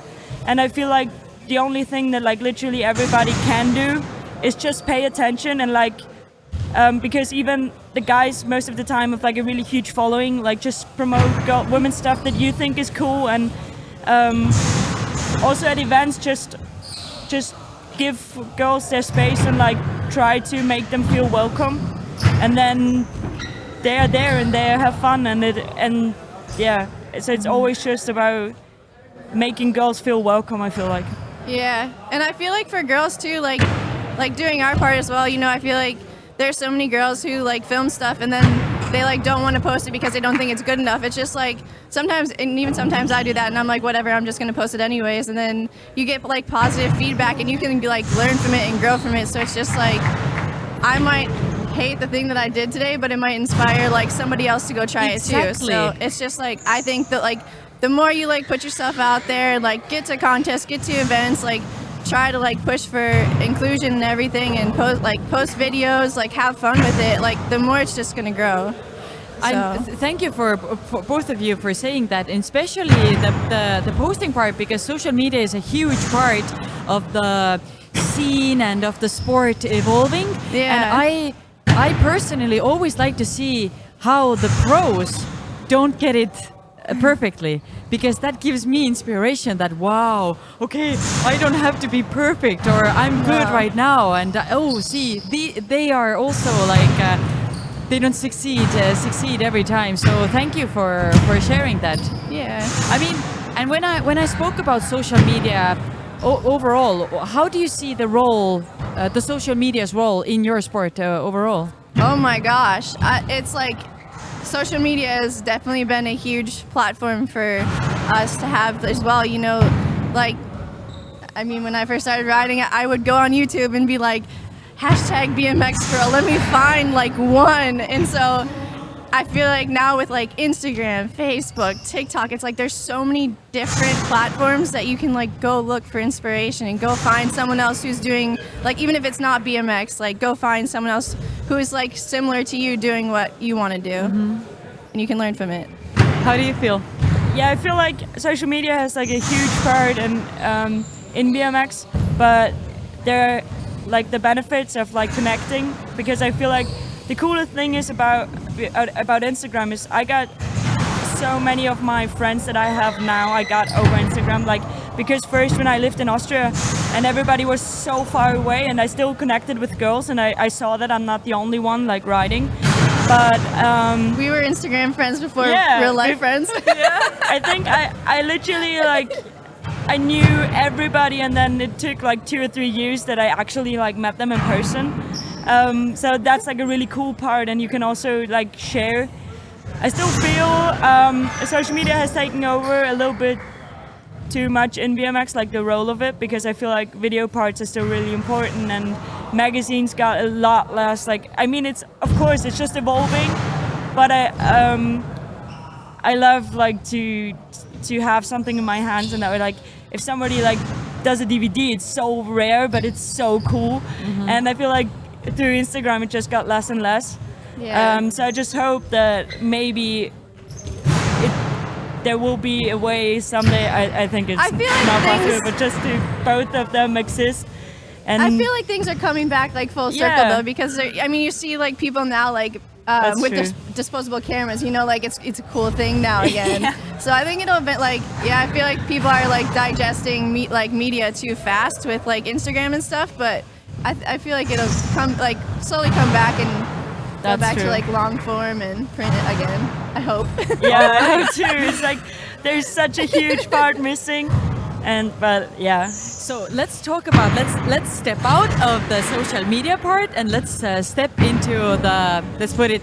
I don't want to say real life, because Instagram is also it's life. It's ish, right? But how do you evolve as riders? What else do you do? Of course, riding and doing tricks, it's super important. What else do you do, training wise, like gym, cardio, stretching? I was just injured for an entire year, so when I was injured, I did a lot of exercises to try to get better. But the biggest part for me is just I try to ride as much as possible, because I feel like that's what for me is fun and where I progress the most. But I also feel like doing some stretching, doing like taking care of your body, like prevents so many injuries, and it's also really. BMX is really hard on your body, especially when you fall a lot, and also just the impact itself. So just being a little stronger and taking care of your body, maybe eating a little bit better than you should, and then you will be fine. And I feel like that's a huge part. So, what about you, Angie? Does someone do training for you as well? You're like, no, like the bike fixing, and you're like, no, I don't want to do that. No, I work with a strength and conditioning coach. Yeah. You do? Yeah. Tell me more. Well, because I'm on the USA cycling national team, I also train for World Cups. So besides street, I do park as well. And I feel like I've had a lot of injuries, so that's helped like so much for me. Like I fractured my back a few years ago, and honestly, it's like something that literally never goes away. So it's still lingering. So it's like when I don't go and like do physical therapy, like even just little things like throughout the week, I'll feel it. So that's definitely been like one thing that I've like really like forced myself to love recently. That's super cool. Yeah. What do you do specifically? Do you have any like I don't know, suggestions? Maybe. Like if you have to go to do something else, for example, I don't know, to the gym or to do physical therapy, what do you never miss? Some Yoga. exercise. Really? Yeah. Is it for the body or for the mind? Both. Yeah. Yeah. But yeah. On top of that, like I also ride mountain bikes, and so it's just like it all works together.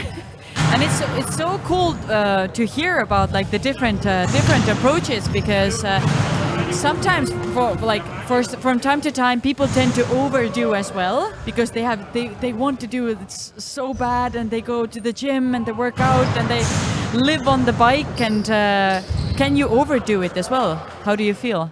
Like can you do too much? You can definitely do too much. Some days I do too much. I'm like, let's go ride BMX. All right, let's go ride my mountain bike. Okay, I gotta do my gym now. And I'm like, why did I do this to myself? Sometimes it's just so fun. You can't say no. But when it comes to Simple Session, what are the sessions not to miss? Like if someone has only 3 hours this weekend, what should they come and see? Definitely the finals. Obviously, the girls. Yeah, girls finals. So the guys finals, and I don't know. I think the jam at Freedom, like this year was at Freedom Square. It's pretty fun because it's just like nuts, because everybody goes, and it's so stressful, and so many things happen at one time. Yeah, that was hectic. It's so hectic, but it's still fun to watch, and also to be in it, even though you're just stressed. Like yesterday, I was just there and tried to go, and I was like, and then, wow. Yeah, but it was really fun. And so I think those are the 3 things that are really cool. And if you're into party, there are a lot of parties. I don't drink too much, so it's like not my highlight, but you don't have to drink to party. No, but it goes crazy. Let's leave it here. I feel like I'm too boring for that. I mean, thank you girls for joining. You're very, very inspiring, because when I did some research, I watched your videos and your posts, and the stuff that you guys do, it's amazing. Thank you. So keep on appreciate doing it. what you do. Keep on spreading the word, because I think it's super important to have role models like you too, and enjoy the competition. Thank you. Thank you. What should you say, like in Estonia, when you go to like do training or something like that, or competition, you say break a leg? Oh no. Like what should you say in here to you? Have fun. Like, have fun. Have fun is good, yeah. Have fun. Don't break a leg. Enjoy it. Yeah. Yeah. No broken bones. Come on. No more. No more broken bones. Had enough of that. Thank you, girls. Ja järgmisena on meil siin oodata meie viimast külalist, kelleks on Courage Adams.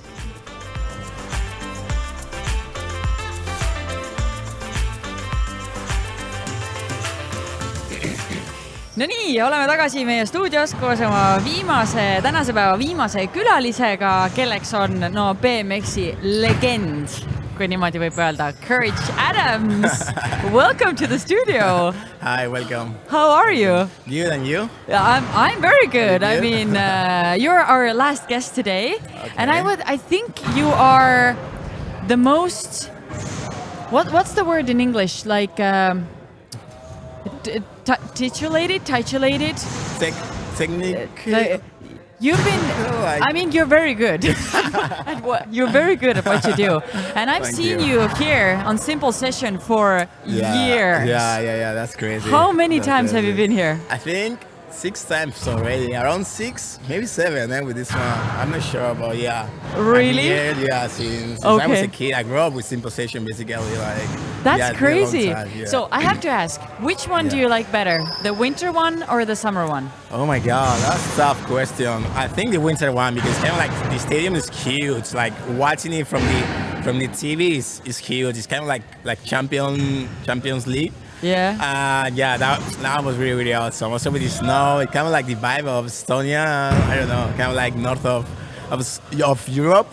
So yeah, the one in the stadium was awesome. But this one also is kind of like cool. I feel like it's more like familiar. We can get like more like interact with everyone. But yeah, also this one is cool. Also for street, it's kind of like the riding. Yeah, it seems to me that this one is more like intimate. Yeah. The crowd is a little bit closer because I remember myself watching it in Saku Suurhall as well. Yeah. It's different. Yeah, way but more it's, different. It's not like bad different, but it's interesting to see how the dynamics yeah, change, it's crazy. right? And also it's loud. I mean, when the crowd get like hype on the trick or something, this thing get like really, really loud. Like it's really good. Like it's a good support for the one riding. So yeah, it's of course, like, it's cool. Yeah. I mean, as we're doing a live podcast here, right? Yeah. We always start our podcast with a game, and it's called a game of firsts. So I will ask you a question, and you can answer it. I'm not gonna fact check. Sorry? But I'm not gonna fact check. Yeah. But what was the first time you felt really proud of yourself? The first time I felt proud of myself. The first time. Oh, you can move it a little bit closer to yourself. Okay. Yeah. It's cool, easy. No? Feel comfortable. Cool. Okay. Cool. Yes, at home. Proud of myself. I can say the first Simple Session that everything went good. You know, I was feeling good with my run. I did everything good. I was like super surprised because I was a kid.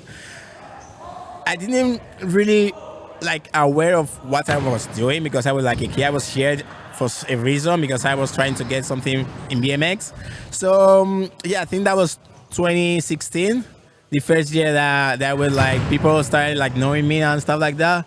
And I remember the feeling of wow, like I felt like really like good because for a reason I knew that all the hours I was like training and all the time dedicated to BMX, I was like getting something from it, and I don't know, you know, like it was like kind of like the gifts of the time involved on BMX and contests and stuff like that. When was the moment that you realized that wow, I could be a pro in this?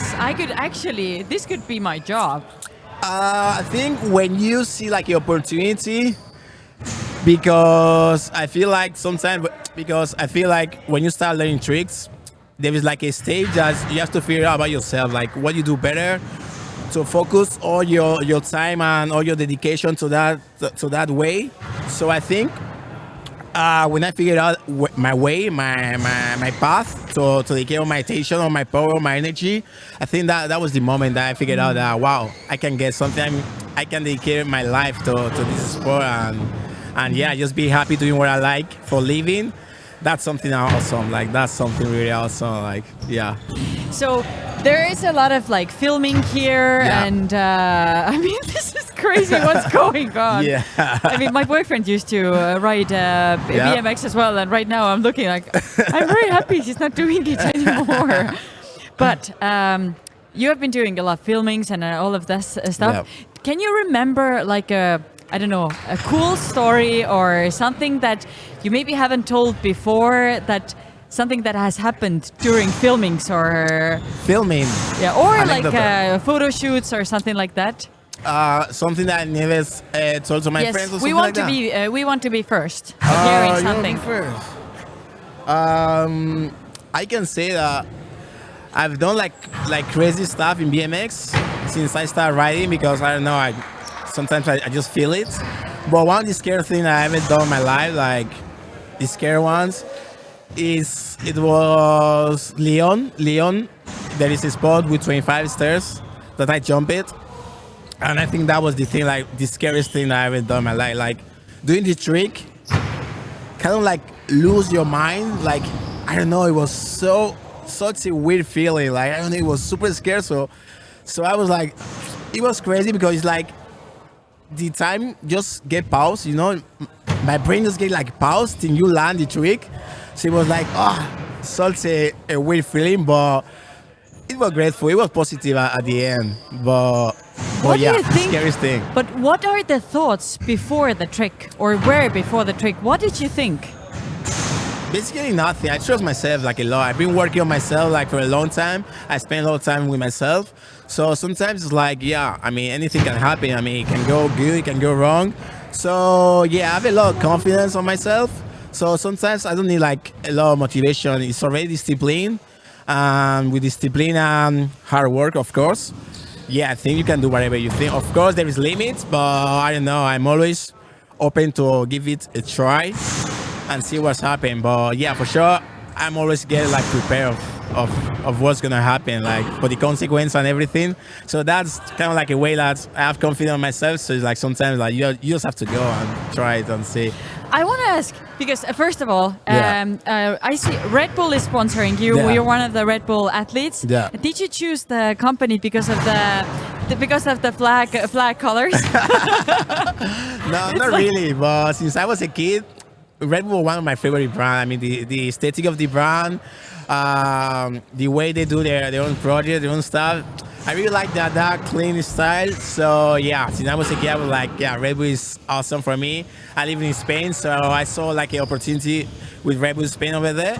So yeah, I just dedicate all my time, all my focus on that way. Yeah, at what point that I get it, it was something awesome, like something that you And I work mean, for. Red Bull is always known for their like totally insane, crazy Yeah. tricks. I mean, jumping Yeah. out of a spacecraft, Yeah. doing like crazy tricks. Yeah. If you had the opportunity, what would you do? Oh my God, that's hard because there's a lot of stuff that I've done yet. So, I don't know. I think I would really like to ride BMX through like a savanna or jungle With wild animals? Yeah, with lion, with elephant, like. Is it the Kenyan blood that is like? I don't know, like maybe I don't know, but something for sure. I would like to do something with Africa. I was born there in Nigeria. Yeah, it's my culture. It's everything. Everything that I get in life is from there, basically. So yeah, for sure, it has to be something with Africa, Nigeria. But yeah, I think like riding through a savanna or something like that, a safari or something like that with BMX, that would be something risk and awesome. I don't know. I'm waiting for the Running through video. lion or something like that. That would be awesome. Like scary. And I mean, also. to do that, you have to Yeah. have super strong legs. Yeah. You need to ride A lot fast. of workout over there. Yeah, sure. But you are a gym junkie, right? You do Yeah. a lot of training. Yeah. Like, how do you feel the training is adding up to what you do here in the park? BMX. Gym is everything. I mean, I always wanted to start with gym, but I always feel like lazy. Like, oh my God, BMX is enough. I'm already doing sport every day, so it's kind of like hard to do like extra sports. So, but I figured out about the gym like 2 years ago, and it changed my life like completely. Right now, I feel like more tough, more comfortable, more confident in myself. Also, to prevent injuries is the best. Like, I don't know, you feel like more comfortable. Your ability to escape out like a crash or something like that, you get like really good. Right now I can't live without like doing my extra workout in the gym. Yeah, it just give you like more confidence in yourself. You're not like, I don't know, you feel like a proper professional athlete, which is like, I don't know, it's make you like I don't know, like tough. Yeah, confidence on yourself. Because you're often described as a very elegant Yeah. rider. What does it mean? What does it mean to you? Elegant, right? I don't know. I mean, Because you're very smooth. Like, I've seen you ride No, before, I'm and not. you stand out. You stand out. I don't know. I mean, I don't know. I really like my life is kind of like clean. I know. I like clean stuff. I like spending time at home, getting my home as I like, my own stuff. Like, I don't know. Like, it's kind of like, I don't know, mentality. I'm like kind of like clean guy. I don't know. I'm kind of like weird. Yeah. Also with my bike, I clean my bike every day. I take care of my stuff because I came from nothing. When you start getting things in life, I know I really appreciate it because I don't know. It's like, I don't know. It's kind of like thankful. So I'm thankful for my life and everything. So that's why I take care of But what everything. do? You do gym, right? Yeah. What do you do at the gym? At the gym, Some days I do like, depends of the project that I'm working on BMX. Sometimes I just listen to my body to see what I need, what I don't need. But most of the time I do workout like functional workout, like try to. Also, Do you do a lot of weights? No, not that much weight, because you don't have to be like that tough on BMX. You have to be like kind of like low, have to be like, mobile and stuff like that. Sometimes I do weights, sometimes you need it, but the street you really need it. But yeah, kind of like sometimes also like CrossFit workouts. Sometimes I don't know, like explosive workouts. Sometimes just cardio. For example, for contests, it's super good to do cardio because you have like a minute doing like tricks. This is crazy. Yeah, and it's huge. Also, like coming, going. You need like a big cardio, and so you spend the minutes for But what about nutrition-wise? Nutrition, nothing yet. I mean, I've been eating well since I was a kid because I've been living by my own for a long time.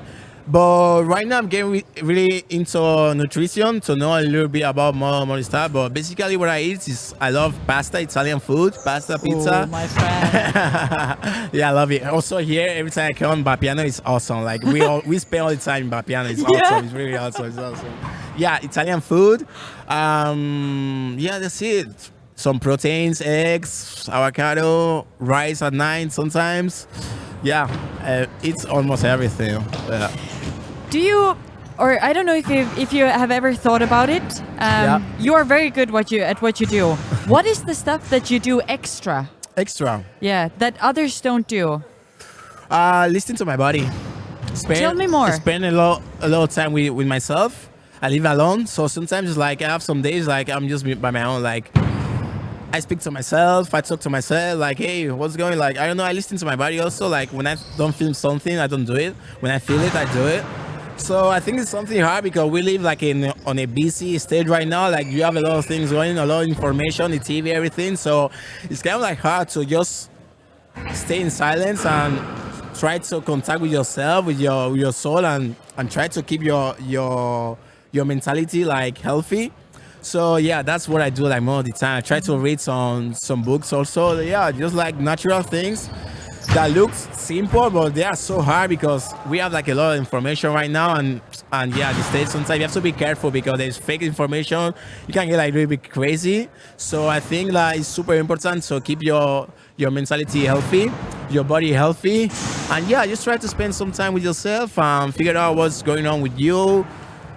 Get some goals, where you want to be in the future, what you want to have in life, what you want. Yeah, that's just try to be your own, and yeah, spend time with yourself. That's it. I have a question, but before that, I want to point out, I'm pretty sure that there are a lot of ladies listening right now who went, lives alone when you said that. Is your heart open? Yeah, it's open. Yeah, it's open. Yeah, sure. But it's tough. I'm tough because I'm really like focused on my thing. I mean, I'm still young, so I still have a lot of goals to achieve in life. So right now I'm just focused on myself. Yeah, I just try to give as much as I can. So because I see that you're different from other maybe extreme athletes, let's put it that way, because of your mentality. For a lot of people, it's a lifestyle. Yeah. It goes like without saying that there are parties, there are drinks, there are not much like healthy food, and this part. But you kind of represent the other part where you're really healthy. Yeah. You focus on yourself. Yeah. You try to calm your mind down. Yeah. Like, do you see? Yeah, do you see the difference? Yeah. And the good thing is like I can do both. You know, I mean, of course, I know the healthy place, but sometimes I know about life also. I mean, it's good to approach everything in life, the state you are, the age you are, because life only goes to one way. So it's like you have to like get as much you can and live your life sometimes. And sometimes, yeah, I just disconnect my brain and I can go party, go out, like have fun with my friends. But yeah, it's balance. Balance is everything for me. It's like I grew up with balance, like knowing that in life you have to have balance. Balance is the key to life. So yeah, of course, on Monday, Tuesday, Wednesday, I can go like focus on myself, riding, everything. But yeah, Thursday, Friday, Saturday, if I want, I can go out with my friends, go have fun. But Monday I'm back, you know, it's like kind of like balance, you know, like try to live like both sides. So yeah, that's it. Like balance in life is the keys on everything. Yeah. Do you have any hobbies next to BMX? Hobbies. I consider spending time with myself is a hobby. It's something I really like. It's like That's a very good hobby. Yeah, my friend doesn't understand it sometimes. Like, why you don't want to go out for a dinner or something? It's like, I'm chilling at my home. Like, I love spending time at home. You know, it's like I'm awesome. It's I like spending time with It's myself. awesome. It's like with your thing, like everything, your couch, everything, like your tea, everything. Like Good company. just in inner peace. I love it. So I can consider that is one of my hobby also. I love also spending time with my family. I raised up in Pamplona, which is like a village close to in Spain, like 4 hours from Madrid, where I live now. So yeah, spending time with my family, with my sisters. Also, a gym is kind of like a hobby also now. Right now, it's kind of like fun because you have like gym mates, so you go there like hang out. Yeah, back in the days I used to like art, like doing photos and stuff like that with retro cameras. But right now I'm not really into it. So, but yeah, I kind of like right. That's really cool. Seriously. Thank you. But I mean, our time is running out. Yeah. It's been like this, Yeah, the that was fast. conversation. Yeah, that was fast. But I wanted to ask you for, I don't know, a favor or maybe a proposal. Like, I don't know much about BMX. Yeah. And I don't know much about this park. Yeah. Do you mind, like, if I give you a mic and you just walk with me, like next year, or maybe we go over there, and you tell me a little bit more about how it is set up. What are the harder parts? What are the easier parts? Vale, okay, yeah. Do you mind? Yeah. Should We we can do it? Yeah, we can do it. He didn't know it. I just like threw some hot water over Me him. too. I mean, But I you're read this today and No, but I would don't like really to know. hear it No, from you yeah. because it would be fun. Should we do it? Yeah, sure we do. okei, ehk siis me võtame kohe siit korritšiga, tõmbame otsad kokku, võtame mikrofonid kaasa ja lähme pargi äärde, nii et tulge kohe tagasi, sellepärast et õige pea me vaatame üle, et mismoodi see park siis läbi ühe meistersõitja silmade välja näeb. Mina tänan teid, kes te meiega hiljem ei liitu ja tänad kuulamast, vaatamast. Kui te pargi juttu vaadata ei taha, aga ma väga soovitan tulla kaasa. Nii et kui te veel saate, siis ootame teie kommentaare, et kes on teie kõige ekstreemsem sõber, tagige ta ära ka ja me paneme loosi väga lahedad auhinnad, 2 paari ketse, ehk siis 1 vänsid, 1 konsid ja 2 päeva pääsed siis 1 õnnelikule. Vot nii, näeme kohe õige pea. Sportland, Be First podcast. All right. Should we go? Yeah, let's go. So it looks very, very dangerous in here. Do you want to go first? No, I'm just joking. So what is happening in here? Right now we have the second group practice. Yeah. The practice, yeah. Did you do your practice already? No. I'm gonna start right now.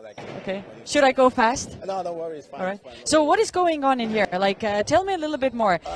Basically, this one I can say the most technical like place in the skate park. We have like the double king rail, which is huge. It's kind of like long and big. Yeah. So we have to connect it with the wall right here. With the wall right and go straight. You have the ledge, the rail, and the rail, which is like cool because you can do like different stuff. And yeah, it's kind of like funny because you have like a long way to use it.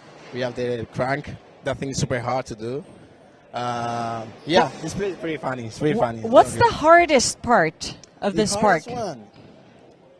I can see the blue.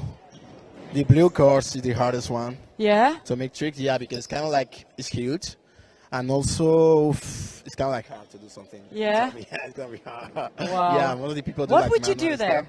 I want to try this manual, like. Yeah. Balance trick. Oh. But yeah, this one I'm gonna try for sure. That's what it's made for me. But what's your favorite part? My favorite part. I really like that one. But I can say this place. This place is kind of like funny. Yeah. Let's come in this way and go this way. This part and also the one over there we can see. Let's go. Oh my gosh. This one here. Wow, they're fast. Hola, Gaspar. The one over there. That one is super fun. You have like a lot of ways to connect, like lines and grinds and stuff like that. Yeah, that one there is awesome. That one and this one I think is the most funny. Whoa. Watch out here. Yeah, good win. You can see. That was close. Like when you look at them go, do you go like, "Ooh, this was good. I should try this"? No, because I already have my own trick. Like all of us, we have like different style. So yeah, basically, it's their own. They're like practicing like their own tricks. You know, it's kind of, but sometimes we do the same things. Yeah, sometimes and they can give like inspire and creative to do another stuff. So yeah, we're kind of like connected. You've been here for so many years, but it changes. The park changes every single year. Yeah. This year's park, what skills give like a competitive edge on here? The one of this year, you Yeah. mean? Wow, I think it's kind of like tight. Like you have like more stuff to be riding. Also, it's kind of like cool because like I don't know, it's kind of like a bowl. Like you have like ramps every way. So I feel like it's kind of like easy to connect like tricks, but also it's kind of like hard because some things are big, some things are like small and technical. So you have to get a little bit of balance to do what you have to do, like more or less like equal. But yeah, it's cool. It's kind of like tricky. Also, it's kind of like hard to figure out a line over here. So yeah, we're gonna have a big job here this year. So when you come here, you usually know what tricks you're gonna be doing, right? Yeah, sometimes when they show us the schedule and everything, yeah, sometimes we figure out like a little bit of line. But it's kind of like hard because when you come here in reality, everything looks like bigger, everything looks like small. It's kind of like different, but yeah. Wow. More or less. Okay. So when is your practice up? Right now. Right now. Oh my God. So you have to go. Yeah. So you have to go. I mean, it was such a pleasure talking to you, seriously, and I wish you great luck for this whole weekend. What should I say to you, what do you say before a competition? Like, Just be yourself. just be yourself and have fun. Have fun, courage. Enjoy. Thank you so much. Seriously. And we're gonna go and take a look around. I'm gonna go and find Lisa. Not sure where did she go, but yeah, we're gonna go and take a look around of the facility now. Enjoy for sure. Thank you. No nii, sõbrad. Okei. Me läheme nüüd maha siit. Okei, kohe ei saa. Ja davai, let's go. Igatahes, tõesti, kui te meid praegu vaatate, siis tuleb, sorry. Siin tuleb käbedasti liikuda, aga siin pole nalja, vaata. Nad siin... Wow! Pole nii lähedalt neid trikke kunagi näinud. Igatahes, kui te olete meid praegusel hetkel vaatamas, siis see kõik siin võiks vabalt olla teie silme all, kui te tuleksite juba homsest, ehk siis 23. 24. siia Põhjala tehasesse, vaatame Simple Sessionit, sellepärast et see, mis siin toimub, see on imeline. Isegi kui sa ei ole olnud, ma ei tea, aastaid ekstreemspordi fänn või sa ei tea väga BMX-ist ja rulast mitte midagi, siis see on just see koht, kus õppida, kus vaadata, mida teised teevad ja teate, miks mitte inspireeruda sellest oskusest ja tugevusest, mida need sportlased siia toovad. Ma ei tea, kas isegi võib öelda sportlased, mõned neist ütlesid, et nemad ei taha, et nende kohta öeldaks sportlased. Nad on lihtsalt sõitjad. Aga igatahes, lähme vaatame nüüd natuke ringi. Ma leian siit Liisa. Väga hea, siin ma otsisingi. Kui ma annan selle sulle, kas sa näitad natuke ringi, mis toimub? Ja Liisad lihtsalt nagu suvaliselt ei võtnud teda ette.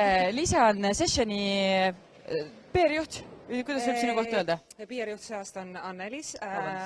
Mina aitan ka PR-iga, aitan ka sotsiga ja teeme kõike muud. Meil on kõik tegelikult. See on kõik teevad kõike? Kõik, täpselt. Ja mulle tundub, et siin on nagu mingi suur ülesehitus käib siin. Mis siin toimub?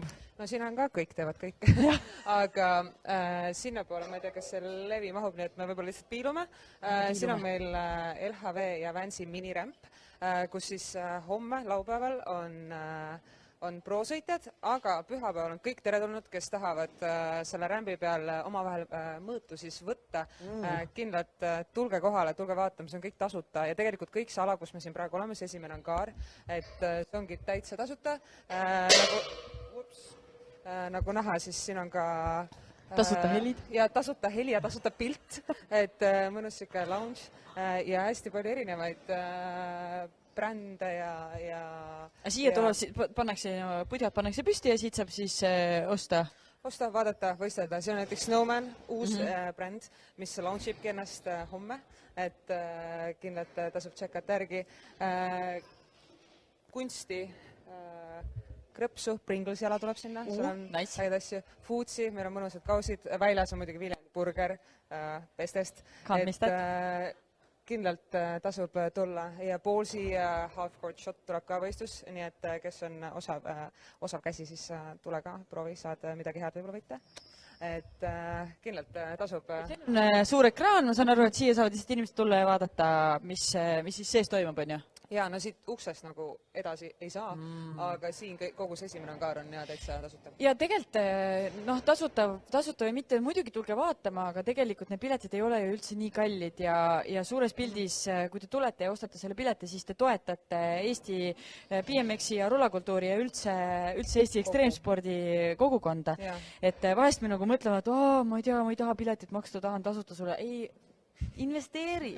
Tule, see on nii tore, sest et see töö ja vaev, mis tegelikult teie tiim on sisse pannud ja kui ma mõtlen kalmbrete peale, kes on nagu teinud seda 23. aastat. Crazy! Me just enne rääkisime, et kui nagu 20 aastat tehti talvel, siis nüüd 20 aastat peaks tegema suvel ja siis meil on ju sügis ja kevad ka veel. Et Risto peab nagu tõsiselt seda biohackingut nagu up the game, sest et ta peab elama lihtsalt nii kaua, et seda kõike korraldada. Vaatame siis 20 aasta pärast. Praegu on 17 teinud. Aga kusjuures, mis pärast veel tasub tulla Põhjalasse, sest et me oleme siin 3. aastat, jätkeseisuga me oleme tegelikult ka viimast aastat. Et järgmine aasta, kuna on Tartu 2024, siis me oleme Tartusse ja nii-öelda tagasi siis sinna, kus see kõik alguse sai 2000. aastal. Ja siis 25. juubel on juba suur tuled ja viled, nii et kõigest kuuleb varsti. Väga võimas. Kuule, aga kas me saame veel kuskil natuke ringi käia, sest et see on nagu see ala, mis on, mida näevad inimesed, kas me backstage'i ka pääseme või? Kas me saame...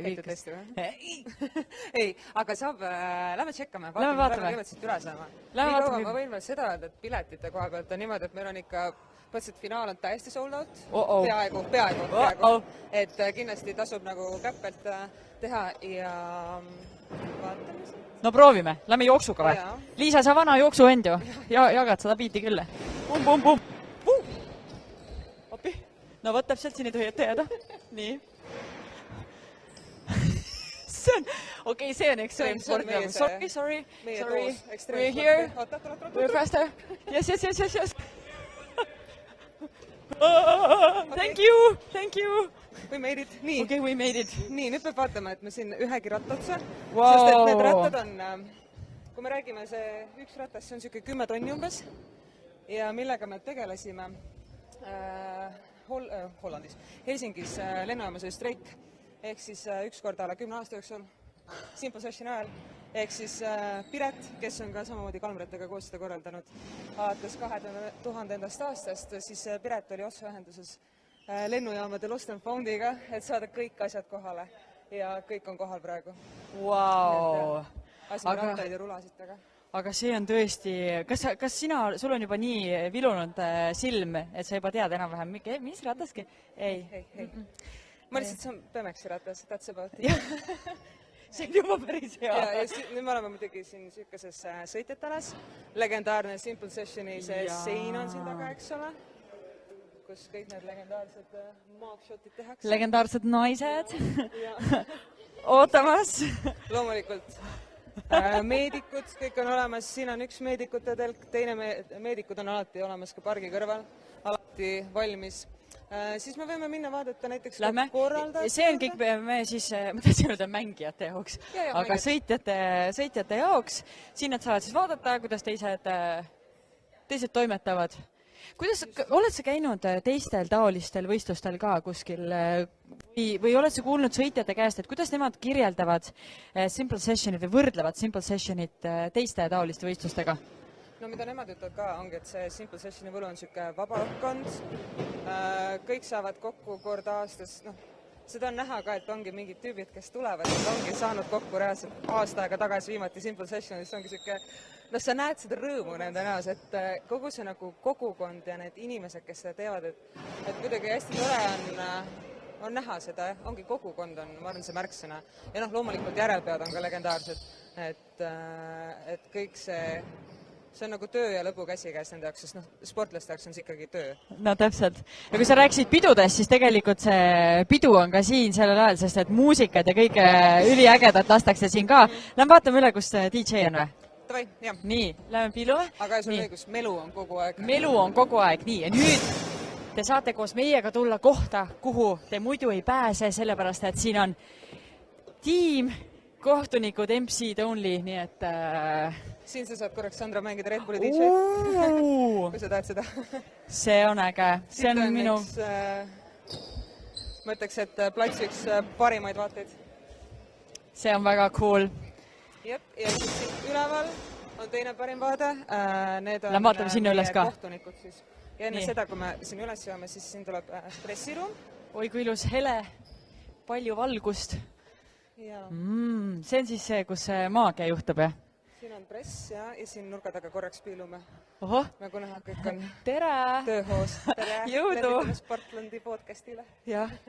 Ristol on game face on, et isegi ükski närv ei liigu praegu, sest et maailma parimat üritust on vaja korraldada. Nii, ja see on nüüd see, kus istuvad kohtunikud ja MC-d. Jah, just. Siit on tõesti hea vaade. Roland, tule siia lähemale ka. Ja kõik need kommentaarid ka, mida tegelikult need MC-d ka siin saalis teevad, jõuavad ka miljonite televaatajateni, sest et lisaks meie endale laivile session.el oleme me Delfis, me oleme X-Gamesil, me oleme Fuel TV-s, me oleme...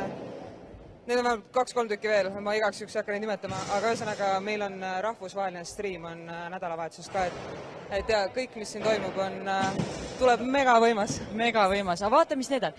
Need ongi siis nüüd, nendega antaksegi hääli, on ju, või hääletatakse. Ja siia nad panevad punktid just. Siin on punktisüsteem, vau. Väga vinge. Siin ongi näha, kuidas nad lähevad, stardilistik, kõik asjad. Kas see tehnika, ma ei tea, kas oskad mulle vastata, kas see on kõik teie oma või see tuleb kuskilt tellitesse, ei tea, ei oska vastata. No, mis ikka, ei olegi oluline info, aga noh, aga väga-väga lahe. Kuule, aga mulle tundub, et me oleme vist suurema osa ringi peale teinud. Kas siin on veel kuhugi minna? Siit ei ole. Siit pole rohkem kuhugi minna, siin on suured kaamerad, värgid, särgid. No, väga võimas. Aga ma arvan, et siis on tegelikult õige aeg tõmmata praegu otsad kokku. Risto, kas sa tahad paar sõna öelda meile? Ei taha. Tööd on nii palju, tegemist on nii palju. Et mina tänan, et te vaatasite, kuulasite. Liisa, aitäh sulle, et sa tegid meile väga ägeda tuuri. Aitäh, et te korraldate sellist üritust, ma arvan, mis on Eesti jaoks ikkagi meeletult oluline ja mitte ainult Eesti riigi jaoks, aga ka Eesti ekstreemspordi maastiku jaoks, et kui sul on vähegi aega, tahtmist, viitsimist, siis nädalavahetusel Põhjala tehas ootab sind. Mõned piletid on veel saadaval. Finaalid on välja müüdud. Ei ole veel. Ei ole veel. Kohe. Natuke on veel, nii et kiirustage. Ja kui võib-olla piletit ei saa, siis me anname ka ühe pileti, õigemini ühele inimesele 2 piletit, 2 passi. Saate tulla nädalavahetusel koos oma sõbraga siia elamusi koguma ja anname ka välja ühed konsiketsid ja ühed vänsiketsid, nii et pange siia alla kommentaaridesse kirja, kes on teie kõige crazy, ekstreemsem sõber. Ja kes teab, võib-olla võtate tema siia täna kaasa, või täna, homme, üle homme. Mina küll Sandra siin olla. I wish! Kuulge, aga aitäh teile, et te kuulasite, vaatasite, olite meiega ja järgmise korrani. Bye! Sportland, Be First podcast.